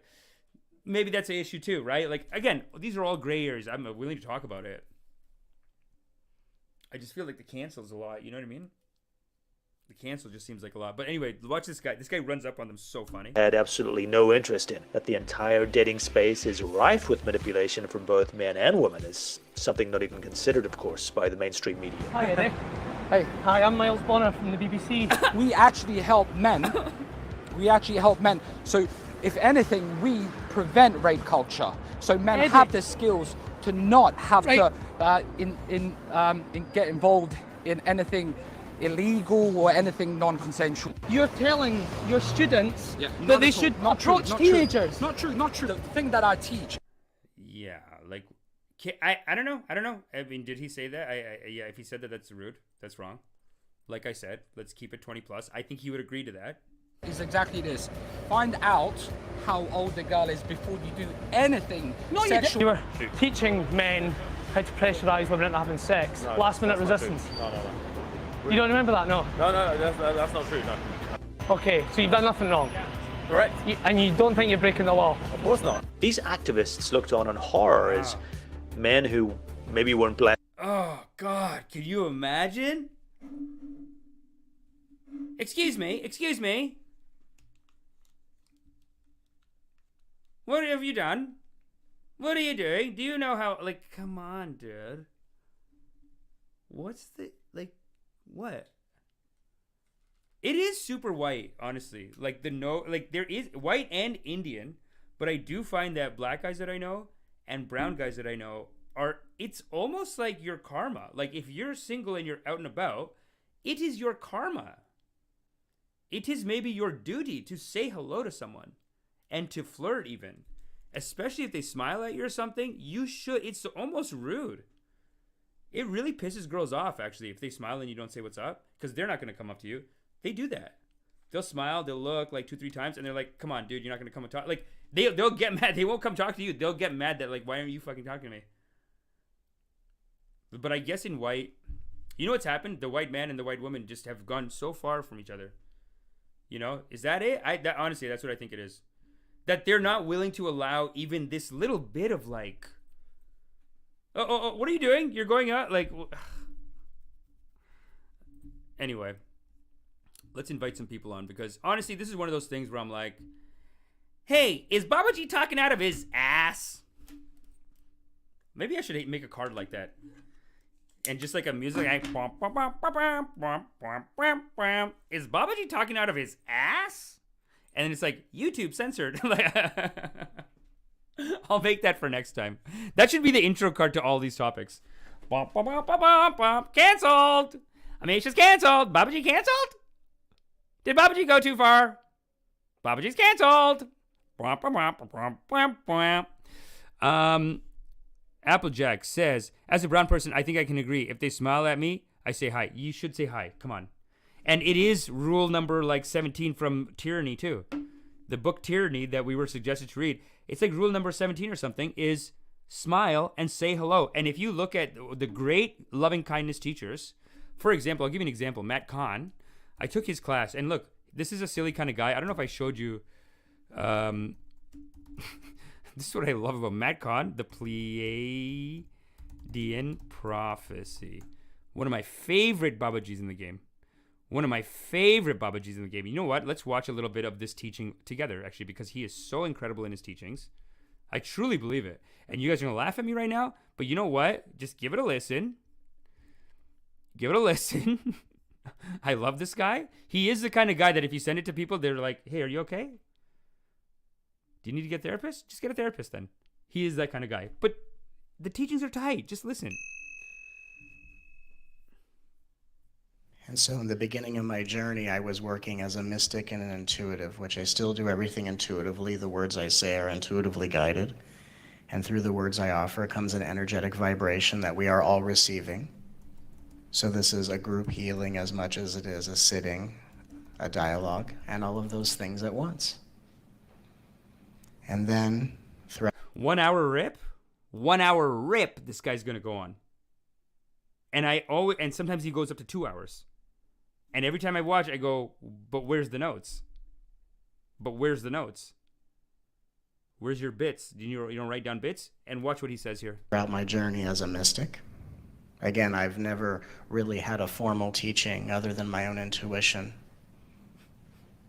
I don't read much of anything. I just download. What? Through the ability to see, hear, and feel. Since I was a kid, I've been in communication with the universe. What? Having conversations with angels and ascended masters about the only thing I really am concerned with, which is the expansion of consciousness, knowing God, Loving kindness. and playing as the light and form. That's also loving kindness. These are all different words. Like God, when he says God, he means it's like a loving kindness energy. Then you are in this dance. That is a loving kindness energy dance, and it is a game of loving kindness. Anyway, the point is that I took his class on Udemy. Great class. $12. Don't say scam. Don't say Amish bought a scam. $12 class. Great class. $12. It's $12. Okay. It's a class on loving kindness and meditation and stuff like that. But anyway, the first class, he says, from now on, when you're walking down the street, You look in people's eyes, you smile, and you say hello. And there's nothing wrong with that.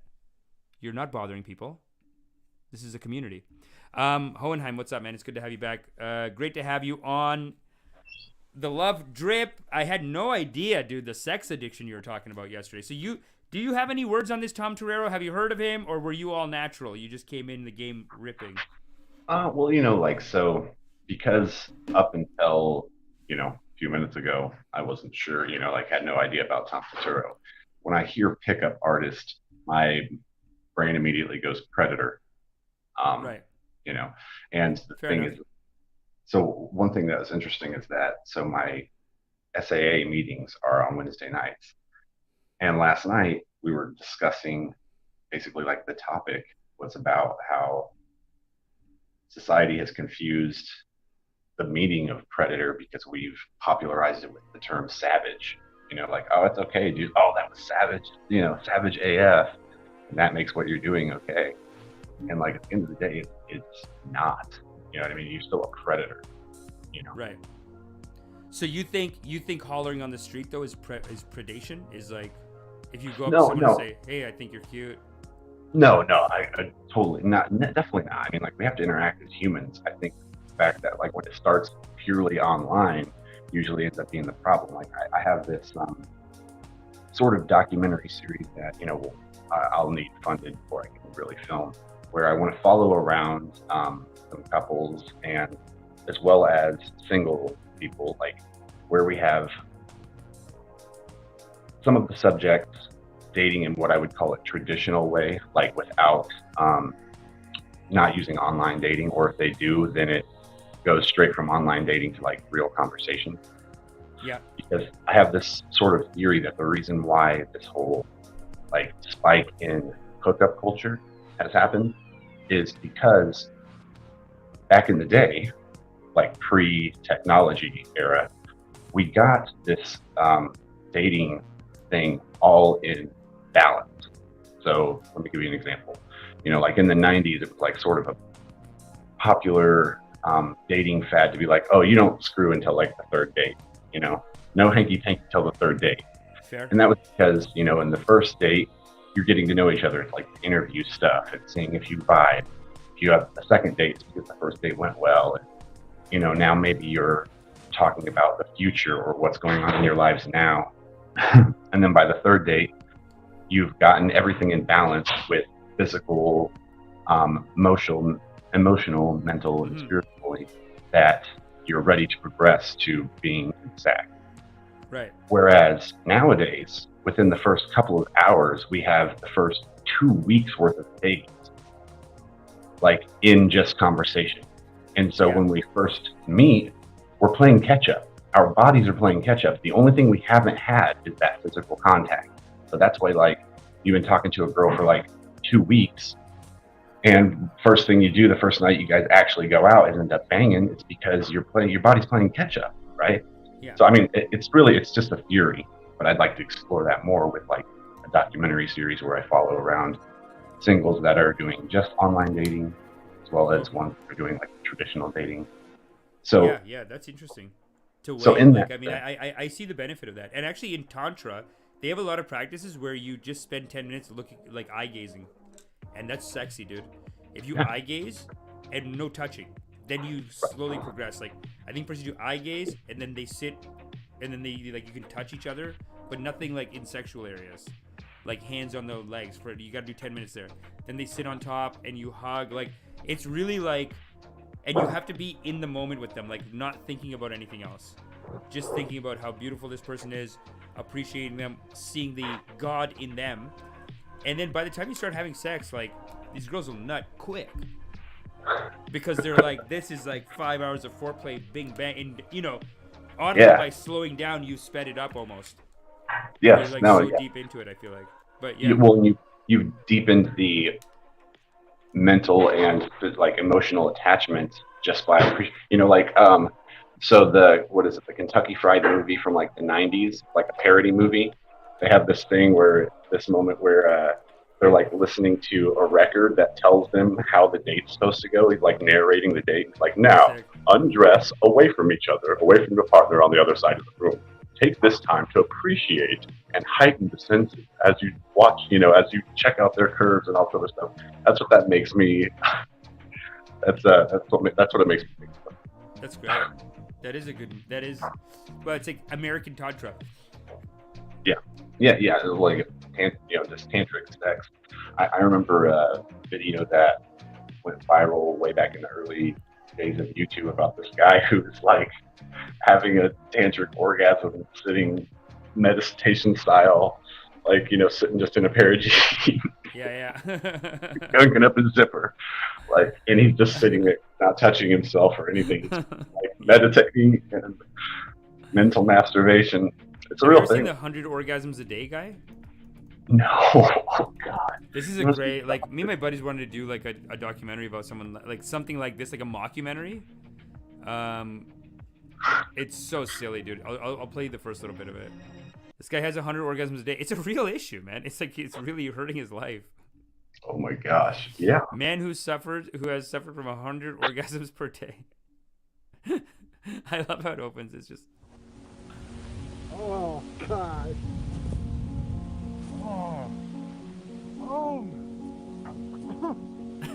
Father of two, Dale Decker, suffers from a rare and seemingly incurable condition that leads to him suffering up to 100 unwanted orgasms a day. We should be laughing if it's a medical condition, but my gosh, this makes me think again of the SNL skit, like, I just jizzed in my pants. You remember it was like a parody song? Oh my God. So Oh, wow. Sex every day is normal. Agreed. I guess if you're dating, but then I feel like I'm not being productive. Sometimes you're dating someone who just wants to do it all the time, and you're like, man, you got to do some shit, man. Get out of here. Miserable about it, because even though it might physically feel good, the whole time inside your mind, you're completely disgusted by what's going on. Wow, that's so sad.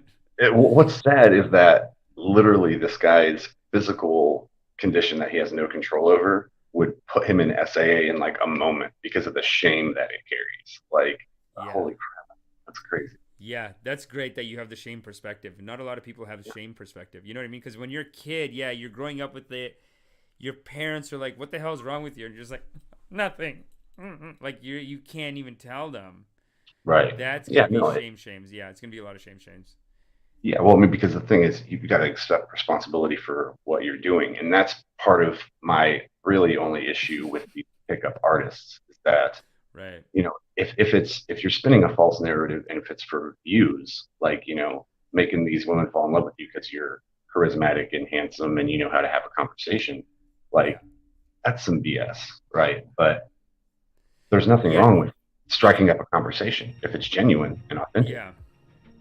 Yeah, no, I guess the issue does come in where it's like, where you're just like, okay, when is it, like, the unethicalness is videotaping it for sure. I get, like, maybe, you know what, like, you gotta just stop videotaping it. It's not so much the videotaping it, because people broadcast their lives all the time. That's become the new normal, right? Is to broadcast. Okay, interesting, but go on. But it's more like the fact that his whole point of having a conversation with this woman was to catch it on camera, to be like, dude, see, my shit works. You know what I mean? So in a marketing respect, I can appreciate that. You're literally abusing your, I guess, power to have good relationship, conversation skills. You know what I mean? Like, what are you doing to these women who now think that they're interesting when they were just interesting enough for views? You know what I mean? Not actually. Yeah. He's not genuinely dating 8,000 women that he's approaching on the street for, or if he is, he should be in SAA, but it does get weird where it's like, now you're a full-time teacher of it, so it's like, you almost have to dishonestly pick up girls all day.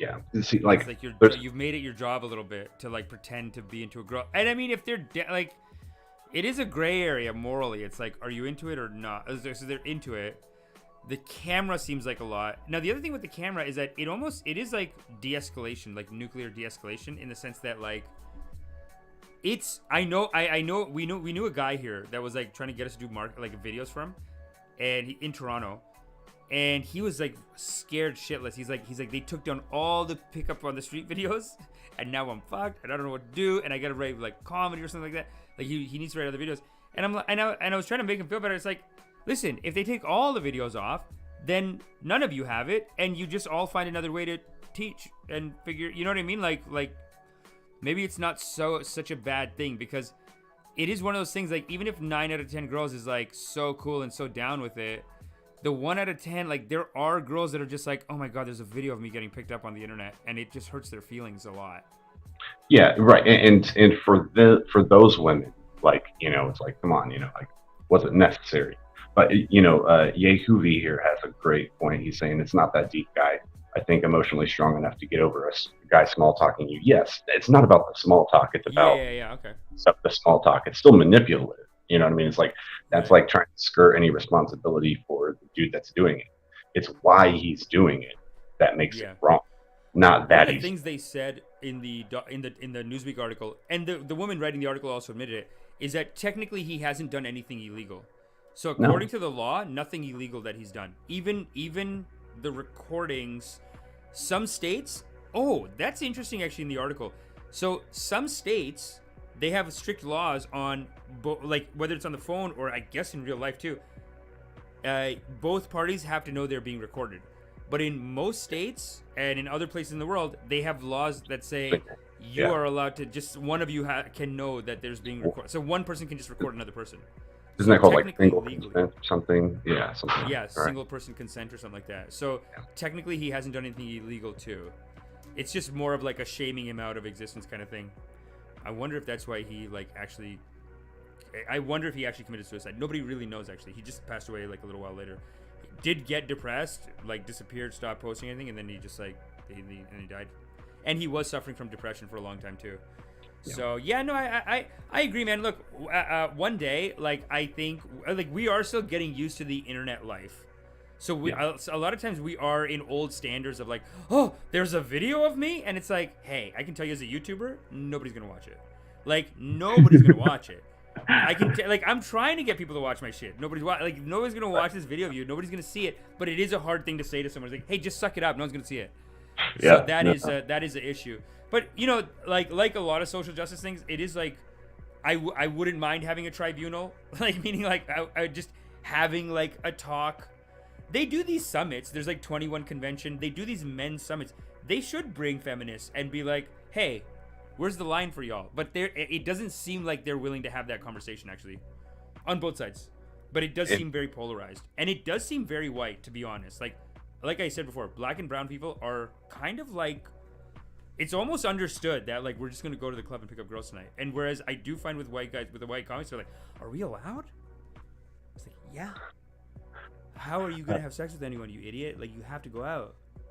Or, you know what I mean? Or like you're just gonna be like jerking off for like 5 years or something. And I've seen people do it. They get weird. People get fucking weird, man. Like, and get incel-y and get like black pilly and just really awkward. This is what kills me about the whole like this huge incel thing, is that, by the way, girls are incels too, but go ahead. Yeah, well, I mean, and whether you're male, female, or whatever gender you identify as or don't identify as, like, what it ends up coming down to is maybe your personality is just not that great. You know, work on you a little bit. Like, I find that most of these people, they're not physically unattractive, but they don't know how to relate to people. Like, it's and a lot especially of Asian men who are taught to be pussies, basically. It's a lot of Asian men. It's mostly like, all right, Sanjay, go over there. It's like, I feel like 90% of the money comes like that. And they become hyper-focused on something that they haven't had in a long time, you know, or at all, you know. And I mean, it is a part of their teaching they need to fix, right? Because even one thing that I feel like feminists do agree is like, it's better if men are upfront and honest about what their intentions are. So that you are getting, and that is something that any feminist I talk to is like, yeah, that's actually good, because we do know that there are guys out there who are just pretending to be our friend, and then they want to like have sex, and it's like that's really toxic too, and that's probably worse. So it's like, well, I don't know, like you gotta let these guys holler at girls on the street, man. I don't know. I don't do it myself. Like, but like women do that too. I mean, holy crap! There are whole Instagram personas built around like, I'm gonna sleep with ball players. I'm gonna have their babies and have checks. Like, and I'm not even exaggerating. You know, Spencer Cornelia has broken down a couple of Instagram accounts that are literally all about that, and that is their persona. Not slander to say that. You can play videos of them saying it themselves. Like, it's crazy. Like, women do this too. The fake relationship thing, like the abusive relationship that we had, you know, briefly discussed from way back when I first started getting on the drip, was that was the epitome of it. Manipulation, pretending to like things that I liked, and then got what you wanted, and I didn't want to leave, and I got abused for it. Yeah. So. I briefly lived with a guy who his ex-wife beat the shit out of him a bunch, and he was Punjabi, like he was Sikh Punjabi, and the culture is very masculine and very male dominated, and like just like nobody in his community took it even seriously. They're just like, you know, like he said he came home one day and like everything was hammered, and then she was passed out because she was an alcoholic too. So she got drunk one day. She took a hammer to everything. They had a glass table, the windows, like other shit, just hammered everything, and she's passed out. And that's how much it took for him to call his family and be like, so here's what she did now. And his family at that point was like, okay, I guess you should get a divorce. Because until then they were like, okay, don't be a loser. Like, just, what do you mean she's hitting you? Like they didn't get it. They had to see the apartment completely destroyed. To see oh, he's not. This isn't just drama. This isn't just like I'm saying things. Yeah. I actually know a couple of guys that got the shit kicked out of them by girls. Actually, one girl smacked me pretty hard. Like, just because she was drunk and she was just like, what, you know what I mean? Like, she was just like, yeah, fuck you. You're not going to listen, like, just for nothing. And then she apologized right away, but, you know. Yeah. Well, like, with me, I didn't get my ass kicked. I did get punched and slapped, sometimes scratched, like, just for. Oh my God. You know, for being like, fuck that, you know? Like, oh, fuck what? And you're gonna take me seriously, motherfucker? You know? Yeah. Oof. The same girlfriend at the time that I was wearing her shirt when I did the Ana Anka thing. Right. Way back in the day. Yeah. That one. But was the sex really good after? Was it like crazy? Sorry, that's such a rude question. But was it like, did it build some sexual chemistry, like some tension, where you're just like, I'm gonna pound it later? Like, you know what I mean? Was it like that, or was it just like, oh, I'm in a relationship, so all I can say is that I've never had a relationship where sex was a problem. You know, that's what I can say. You never cared where the sex was coming from. You said, is that? No, I'm saying that I've never had a relationship where we had sexual problems at all. So. Right. So yes, when that time came, and that was it. What I'm saying is that I'm so egotistical. Sex is always good with me, Amish. Like, yeah. Before the fight, after the fight, great, you know. Well, I found that, like, after a while, I started, like, initially, like, there was a point in my life where I was like, man, sex is so good with people that I don't actually get along with, and that's not healthy. So then what I started doing is, like, I started telling girls that I did get along with, let's make a little story.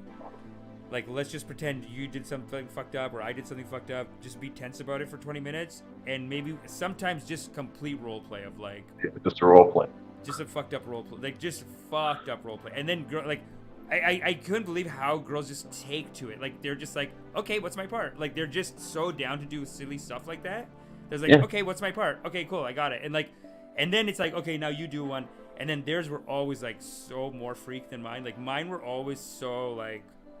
tame, and then they would be like, okay, you're trafficking me, and I'm like, hey, can you just cool it? Why can't you just have a regular thing? Why can't you just have they always go to some weird fucked up shit, like some trafficking shit or something weird like that, where I'm like, okay, now that's weird. I'll do it. But then I had to start watching that. I was like, no, you're getting me too much into this weird shit. You know what I mean? Like, you gotta keep it. See, in my pretend experience, we're like a regular 1950s couple, and you know, you pissed me. I pissed you off because I didn't shovel the snow fast enough. And then just, is this fast enough? Like, just yell about it. But anyway, go ahead. I was just gonna say, you know, I just feel like every woman I met, every woman's a freak, right? Bring it out, you know. And then guys and girls, everyone's a freak, man. Everyone's like walking around with this, just like the Well, source energy's in you. You got that nut in you, and that nut wants to come out all the time. It's like in there. It's like, and it's saying, hey, let's be part. Let's get out. Let's get on the culture. You know what I'm saying? I think it's healthy to go out dancing, flirting. This is all very positive foreplay that should be going on in the culture, I feel like. And we have to maybe make more positive spaces where this can happen. Because right now, it does seem a little bit like, without getting wasted, these people won't goddamn dance. Right. Well, and also, you know, like you said earlier, people are so hesitant to engage in that sort of environment again because they're worried about the whole predatory thing. It's like, the fact that we're in there and we're all dancing is all the consent you need from the go. For Honestly, us to enjoy each other's space. You know? I find the club has always been a pickup artist safe zone. I've always found that it's almost like tennis where there's like inbounds, out of bounds. I feel like as in the club, baby, go. Right. Like this is the correct place, and this is according to official rules. It's outside the club that always, and then I find outside after the club is still a legit like they're almost like hanging out waiting for guys to do it. Sometimes I found that happens. Sometimes they're just waiting for their friends. More often, but a lot of times there are people just hanging out being like, maybe someone will pick me up here. Like they are looking a little bit outside the club, so why not holler at that point? That's a good hollering point. I think it's pretty safe to say that about 85% of the people that are going clubbing, if they didn't go out with a friend already, then they were looking to get up. You know, like that's kind of, you know, the only reason you're in the bar at 3 a.m. is because you didn't leave with somebody at 1. You know, true. It kind of ends up being the whole thing with clubbing. I mean, unless you just really like it, you know. I do love to dance. I do like to go for that reason. I try not to drink when I'm there too.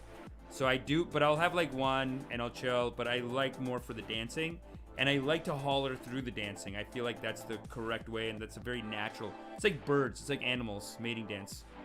It is the place for our mating dance as like a culture. Like that's where we do our mating dance. So well, it seems like I'm more of a smoker. So, you know, like I'll smoke before I go in, and then, you know, maybe leave during again. But so I'll like to sip on a drink. I end up being DD among my friends.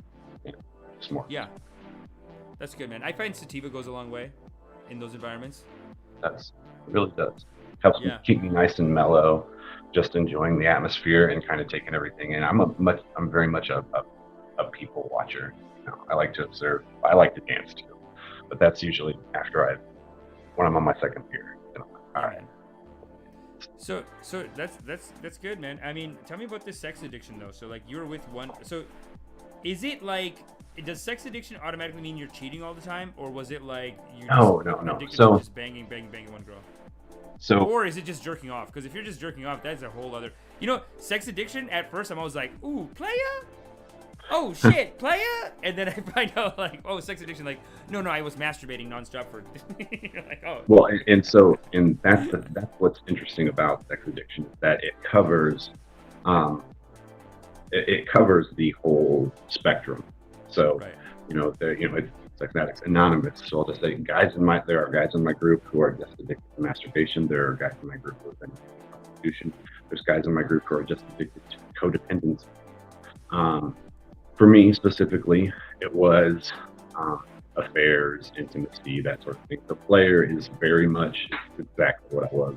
But although at the same time, you look like one now, but last year you did not look like one. You had a hat that was so silly. And you were just kind of like, you were like 40 pounds heavier, you said, or 20? Yeah, at least 25 pounds heavier.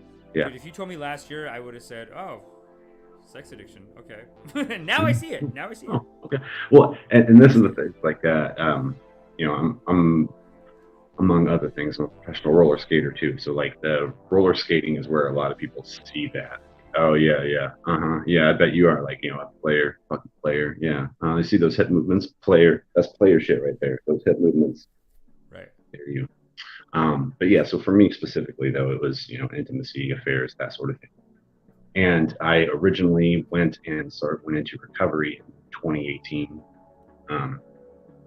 and that was like actual recovery. I went to a rehab center. I was there for like a month and a half, and after that, started going to Sex Addicts Anonymous meetings. And with addiction, it's kind of all over the place. I'm clean now, nice and sober. Sex Addicts Anonymous full of hot girls, or was it like all guys? Oh, no. So the thing is that when you... That's such a TV fantasy. Bullshit. It's like when Hank Moody goes to sex addiction. Of course, the first day, there's like just the hot... It's like, I just can't help it. I keep banging. Like, it's okay, this is TV. Right, yeah. And like every guy in there just starts masturbating. No, it's not like that. So the... Now there are co-ed meetings, right now because of still post-COVID, they're all via Zoom. But it really depends on your area. So the large majority of meetings are single-sex meetings. So I cannot do meetings with women. Now the thing is that the reason why they do co-ed meetings is because if you're at an SAA meeting, you're in recovery and sober. So that woman's not a temptation to you. You're not a temptation to her. That's supposed to be why co-ed is okay. For many of us. I guess it's like bringing alcohol to a AA meeting. To an AA meeting, it kind of is. You can't have guys and girls mix at the straight AA meeting unless you do a gay, then you can do that. You can do like gay and lesbian. Maybe. Right. And so the reason why the large majority of meetings are male only or female only is because, yes, it's kind of like bringing yeah, because they did those meetings and they go, God damn it, they just keep coming and banging each other. Well, or because the large majority of sex addicts end up being addicted to masturbation or to pornography. That should be even counted as a separate, like, say you're addicted to porn then. They trigger it. Well, but this is the thing, is that, and this is why we're all in a group together when we do SA meetings. Like they put a Stone Cold player in with those masturbators? I mean, it's fine. That's good. I guess he needs to help them too. Like at least go to that level, then go clean maybe. It's because what any addiction takes away from you is still the same path. Right. So the time you spend, whether it's in affairs, sleeping with women, or with prostitutes, or with masturbation and pornography, that's still time you spent away from your family, your friends, not doing what you were engaging your addiction, whether it was through pornography or through physical sex. Right. So we're still hold the same level of shame and everything else. And not only that, but like part of your first step, it's still a 12-step program. So part of your first step is to sort of document a history of times that you were powerless, or that your life was unmanageable, that you were powerless over your addiction. And it ends up being like a whole history. So when a lot of us read our first steps, we find that, whether it's sexual abuse when we were younger, or just early exposure to pornography, or whatever it was, we all end up having that in common. Wow. So we all end up... Is the first step like AA, where the first step is admit that it's not your fault, it's a higher power? Wow, so y'all do that too, eh? It's the higher power. That is something that I wonder what people say that are into taking responsibility, because these guys believe in taking responsibility, but the first responsibility is admitting that you don't have responsibility. No. And that's the thing. It's not about skirting responsibility. Otherwise, there wouldn't be the make amends step. Yes. Right. And what it is, it's very subtle. It's a subtle difference. I know what you mean. Yeah, and it's because you realize that to overcome your addiction, it requires a higher power. Now, when you get into steps 2 and 3, we start defining what your higher power is. And there's these questionnaires that you can take that define what your higher power is. And the questions are when you're about to make a major life decision, what's the first thing you go to? For me, my higher powers are, and they are in this order, specifically pertaining to sex, is logic is my first higher power. Second is SAA, the group itself. And then third is God. And I found that out based on when I have a problem, what do I go to first in my mind? You know what I mean? Where does my mind go? Do I go to God for the answer? Do I go to my logic for me? Yes, for the answer. Yeah. And do I go to the group? Do I lay it on the group? Like, hey guys, I can't decide what to do about this. Well, wow. Mind, God, community. That's Yeah. the three. Okay. So when we say higher power, you don't have to be religious at all. And especially with sex addicts, it's more about realizing that you yourself are not enough to overcome it, which is damn hard for most men, because we like to believe that we're the number one solution to all of our problems. And that's what Yeah. you're taught when you accept responsibility for your actions. And it's truly true. expecting responsibility is accepting the higher power. Yes, exactly. Well, it's accepting that when it was your responsibility, you fucked it up. That's why you're in this predicament. Yeah, that's true. And that's why you have to lay it up to something else. Whatever. That's why you keep masturbating, isn't it? You couldn't control it. That's why FAP is the number one sound in your house, bro. Yeah. Are you no FAP gang? I guess you have to be. If you're sex addiction, you got to be no FAP. No, my sex addiction doesn't include masturbation or pornography. So I thank God, can healthily watch Wow. and touch myself without that being a problem. For me, it's more of intimacy. Like, my sex addiction basically stemmed from needing approval from women because I felt like I never had it from my mother. Right. And Interesting. learning how to get that approval from them sexually is like, yeah, okay, cool. This is what approval feels like. Interesting. Wow. It takes a lot of well-balancedness. I used to think that people who got married to their first girlfriends, I used to think they were all having confidence issues or something. But now I realize that probably 20% of them are actually the most sexually healthy people. Probably like Steven. Steven's probably a very sexually healthy. Then I know a lot of guys and girls who are just well, who else is gonna date me? So they just stay with the first person. But I do feel like most people are okay, get out of the first one and just get out. But it does seem a little bit I heard Tony Robbins say this years ago, where he basically says that if you're healthy, if you're emotionally healthy, it's a natural urge in you to find someone. And then if you're naturally healthy from there, it's a natural urge to pick someone and be I'm gonna stick with this one now. And yeah. I never used to agree with that. But now I see it. It's it is such a big waste of time, just sleeping around all the time or whatever. Yeah, well, I mean, it leaves you empty. That's one thing that ends up bringing you to needing help and joining a 12-step program in the first place. And realize that all that shit leads to. But what you were saying about the healthy relationships, when you're comfortable with yourself and you know yourself, when you really know yourself and know who you are, you have now the mental capacity to learn about somebody else.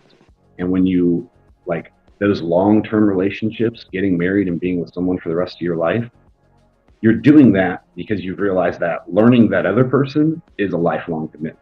I try to think of dating in the long term, because I've definitely entertained physical relationships in the past, kind of thing. That's a completely different thing. When you're taking somebody seriously as a potential mate for long term, I like to think of it in school. So that first year that you're dating, is like kindergarten. And, over the next 20, 30, 40 years of your life, you're trying to earn your master's degree in that person. You know what I mean? I'm going to be an expert on it. And it's the more time you put in with one person, the more there is there's on a shallow level, there's a boredom where you're okay, I kind of want to have sex with someone else now. But then on on a more spiritual level, this is an issue now where you're meeting, I'm dating people and I'm not even attached enough to make any time for them, just because it's I just met you, so I don't care. You know what I mean? So it's it is you just fall in and out of relationships. And not only that, but it's the utility of it. I mean, the reason why you went to hook up with somebody is to get sex from them. So once you've gotten what you want from them, what else do you need them for? You know what I mean? Then the only time you end up reaching back out to them is when that same need arises. You kind of compartmentalize. I mean, especially men, we sort of compartmentalize people. Yeah. Based on their utility. So if materialism, it's such materialism. It is. It really is. On dating. Yeah, and like for me, I feel like people always lead with their strengths, right? So if the first thing you connected with somebody on was a physical basis, like, the reality is every woman you meet is going to have a vagina that you can have sex with. So at the end of the day, that's basic. Every woman has that to offer you. And so if that's what you're leading with, to say, hey, lower your standards. Yeah, so if that's what you're leading with, that's right. I'm saying that's essentially what your brain does for you when that's what they lead with, because that's all they have to offer. You lead with your strengths. Right. That's why I always lead with my charm and charisma, Yeah. It's surface level. Break the onion open. I mean, I don't know. We might, I do feel like we do materialize it a lot as men, but even like we don't really appreciate them getting hot for us as like a real value in society, maybe. But like we almost look at it as like, oh, it's just your looks. But it's like, no, they've worked on that.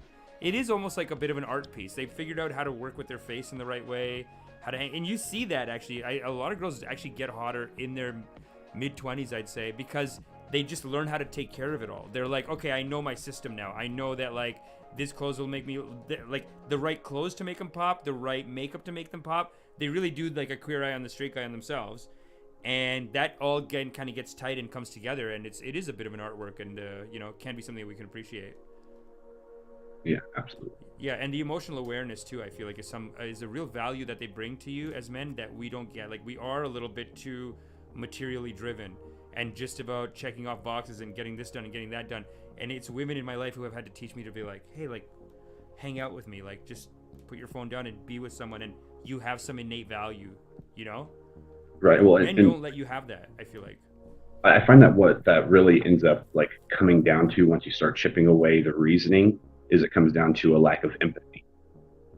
Like it's men learning empathy for their spouse and their partner and who they're trying to engage in a relationship with. Yeah, they're good at that, and they show you that it's its own reward. You know what I mean? Like they're almost teaching you like, here's how to love me, so that I open up and give you more love, and then it'll just go back and forth and back and forth. And it's something that like it's hard to get out of men. Like they don't get it, and it's something that like the only men who've really ever taught that type of thing is people like Tom Torerro.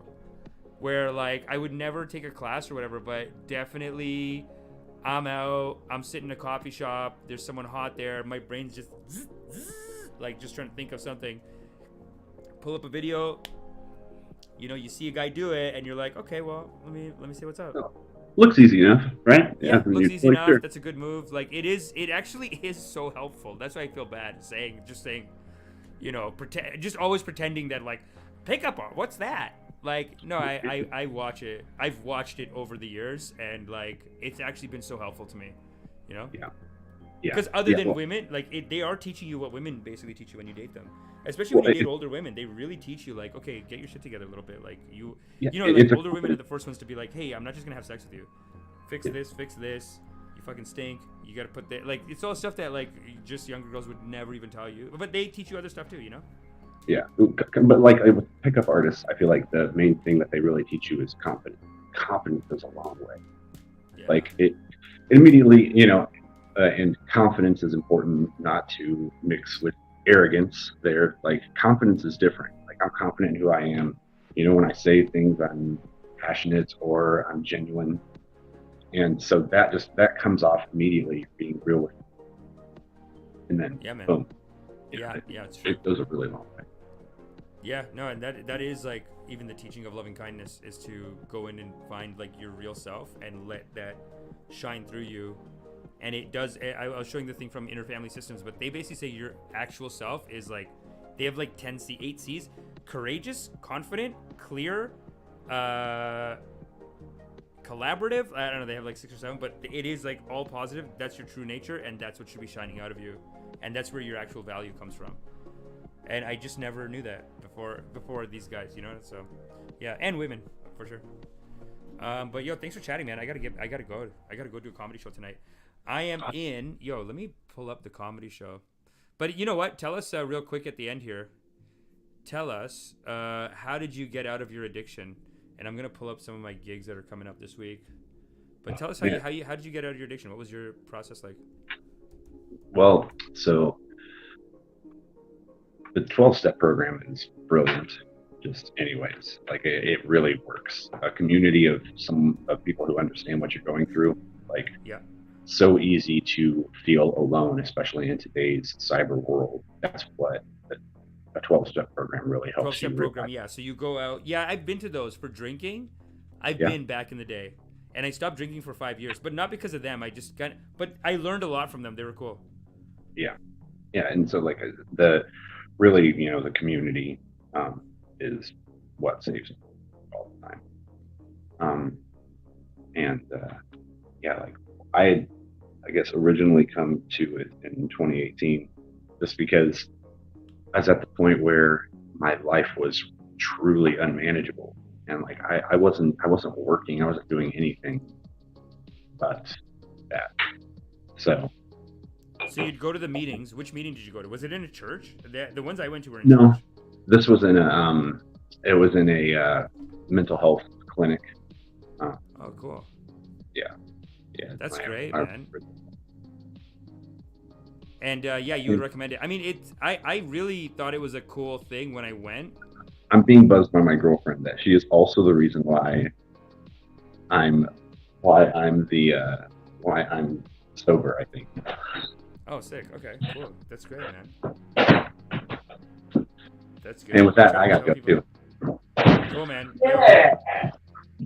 Do your thing. I'm going to be. You know what? I'll post in the comments the shows that I'm doing in the YouTube comments of the Drip channel. So that's another piece of homework. Make sure you check out the Drip channel, the comments. I'm posting stuff up there. I posted some updates about the Instagram cancellation, but as of now, the Instagram channel is back. I just tried to log in on my computer and it didn't let me log in, but in general, it is back. So thanks everyone for listening. You are loved. Hohenheim, you are loved. Thanks for coming on the show. We appreciate you. Thanks for coming. I'm sure we'll have you back soon enough. And everyone who's here, I'm just going to give everyone a quick shout out. Trillion McMillion, Trigger Warning, Yahoovy, Trigger Warning is a great name. 85, Bolts, Chris Neller is here. CV Applejack 59, of course, and he's saying go for the Indica. You know what? You're right. I do need to start looking into Indica. Ellis Icorn, VUM today. We have who's the smiley face guy? Mash Z is here. Mac 23806 is here. Slash Jason is here. Uke Vibes is here. Jay Gabru is here. Fantastic Universe, great name. It is a fantastic universe.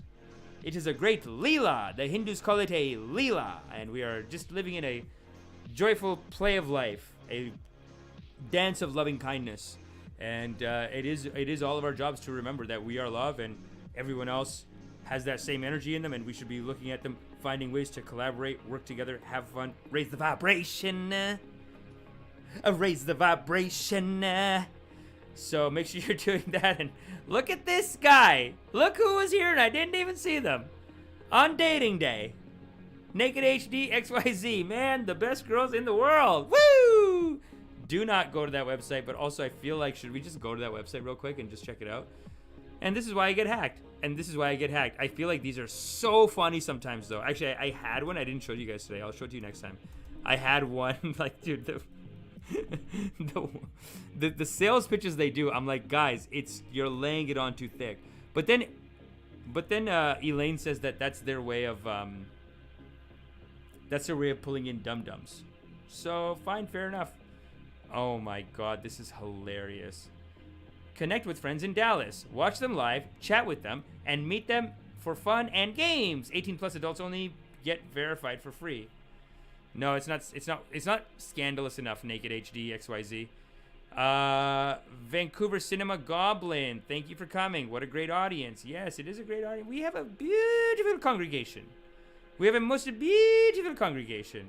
We're a great community. It is the most beautiful community. It is the best community in the whole YouTube. Is the best community is here. Okay, Empress on the Throne, thank you so much. You dropped a donash. Victor is here again. We are on a red pill slope right now. You know, that's the kind of, listen, that kind of thinking that they're on a red pill team and we're on this team and this is this team, that's what we want to combat here. When I say we want to raise the vibration, and the high vibration, everyone's together. So there shouldn't be, that's why I'm saying, like, canceling, I don't think it's acceptable. You know, it's we are all children of the Most High God. And we're playing in God's playground. And just like in a kindergarten class, you can't say, oh, Johnny's a piece of shit, I'm not going to play with Johnny. Listen. The teacher's going to say, if they're a good teacher, they're going to say, what happened? Let's talk. Let's figure it out. Right?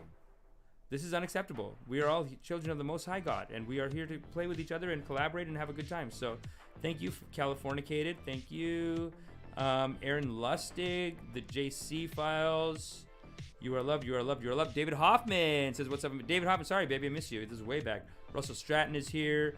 Gil Bentaz is here. Carpy is here. Vincent DePaul is here. Holy shit. Rich Ross is here. Rich Ross? Like a boss. Apprentice Co. And then we got, of course, Mo Ackerman. Thanks for coming, baby. Pled it. Trying to sell some Bitcoin shit and the same people that hacked my account. Leah says, hi, Habibi. Hi, baby. What's up? Thank you for coming. You are loved. Apprentice Co. Cool picture. I like that. Carpy? Did we say Carpy already? Nichama. Can the eye shoot laser? Listen, next time I'll be shooting laser. Dylan K. Hanley, what are your thoughts on the channel Spirit Science? Honestly, I'm a fan. I like Spirit Science. I think they're doing great work. They're animating, and I like it. I like it. If I'm being totally honest, I enjoy it. And I did actually do one of their classes. It was under the $50 range, and I did a chakra class, I believe. And it was teaching like what each of the chakras mean, and you know, realigning your chakra so you have a high vibration. Empress on the Throne, I know we shouted you out, but listen, $20, you are loved. I Siddiqui is here. Vijay Kakade is here. Edwin Flores is here. Avid Tuber 43. Wow, OG in the game. Been coming for a long time, I feel like, Avid Tuber. And I think that's it. Thanks, everyone. You are loved. Meditations on Sunday. Sunday morning at 11. And if you go to my meetup group, meetup.com/loveoracle, you can join up there. But I'm going to put direct links in the comments. You know what? Actually, when the Instagram, I thought it got deleted, I actually was in a mode of like, you know what? I was trying to make things happen with my plans, but maybe sometimes you got to let go and let God. Maybe God's saying, hey, don't worry about Instagram. Focus on YouTube. YouTube has stories. YouTube has posts. And YouTube has a community of people that are here and they love you. And what are you doing on this Instagram? Why? They're never going to pay you. Instagram's never going to pay you. It's fine. Pull people over. But keep the main show on YouTube. I think that was great. I came up with that insight last night, actually. And this is the week to think of that insight because we are really figuring out the channel right now. You know, like this week I'm going on the 5-day rip, but really I want to live it in a way, live this life and live in the channel in a way that it naturally comes into something that will just fit for me. You know what I'm saying? That fits my lifestyle and fits the whole thing. And I think we're getting closer and closer to it. And I can't do it without you. So remember, you are loved. Keep a high vibration. I will see you tomorrow. Not sure what time, but hey, I'm sure that you are loved. And you are loved because you are loved, technically. That's the Buddhist teachings. You're actually made of love. So that's fine. Not sure when we're going to rip tomorrow, but no matter what happens, don't forget about that. And with that, I am going to end the broadcast.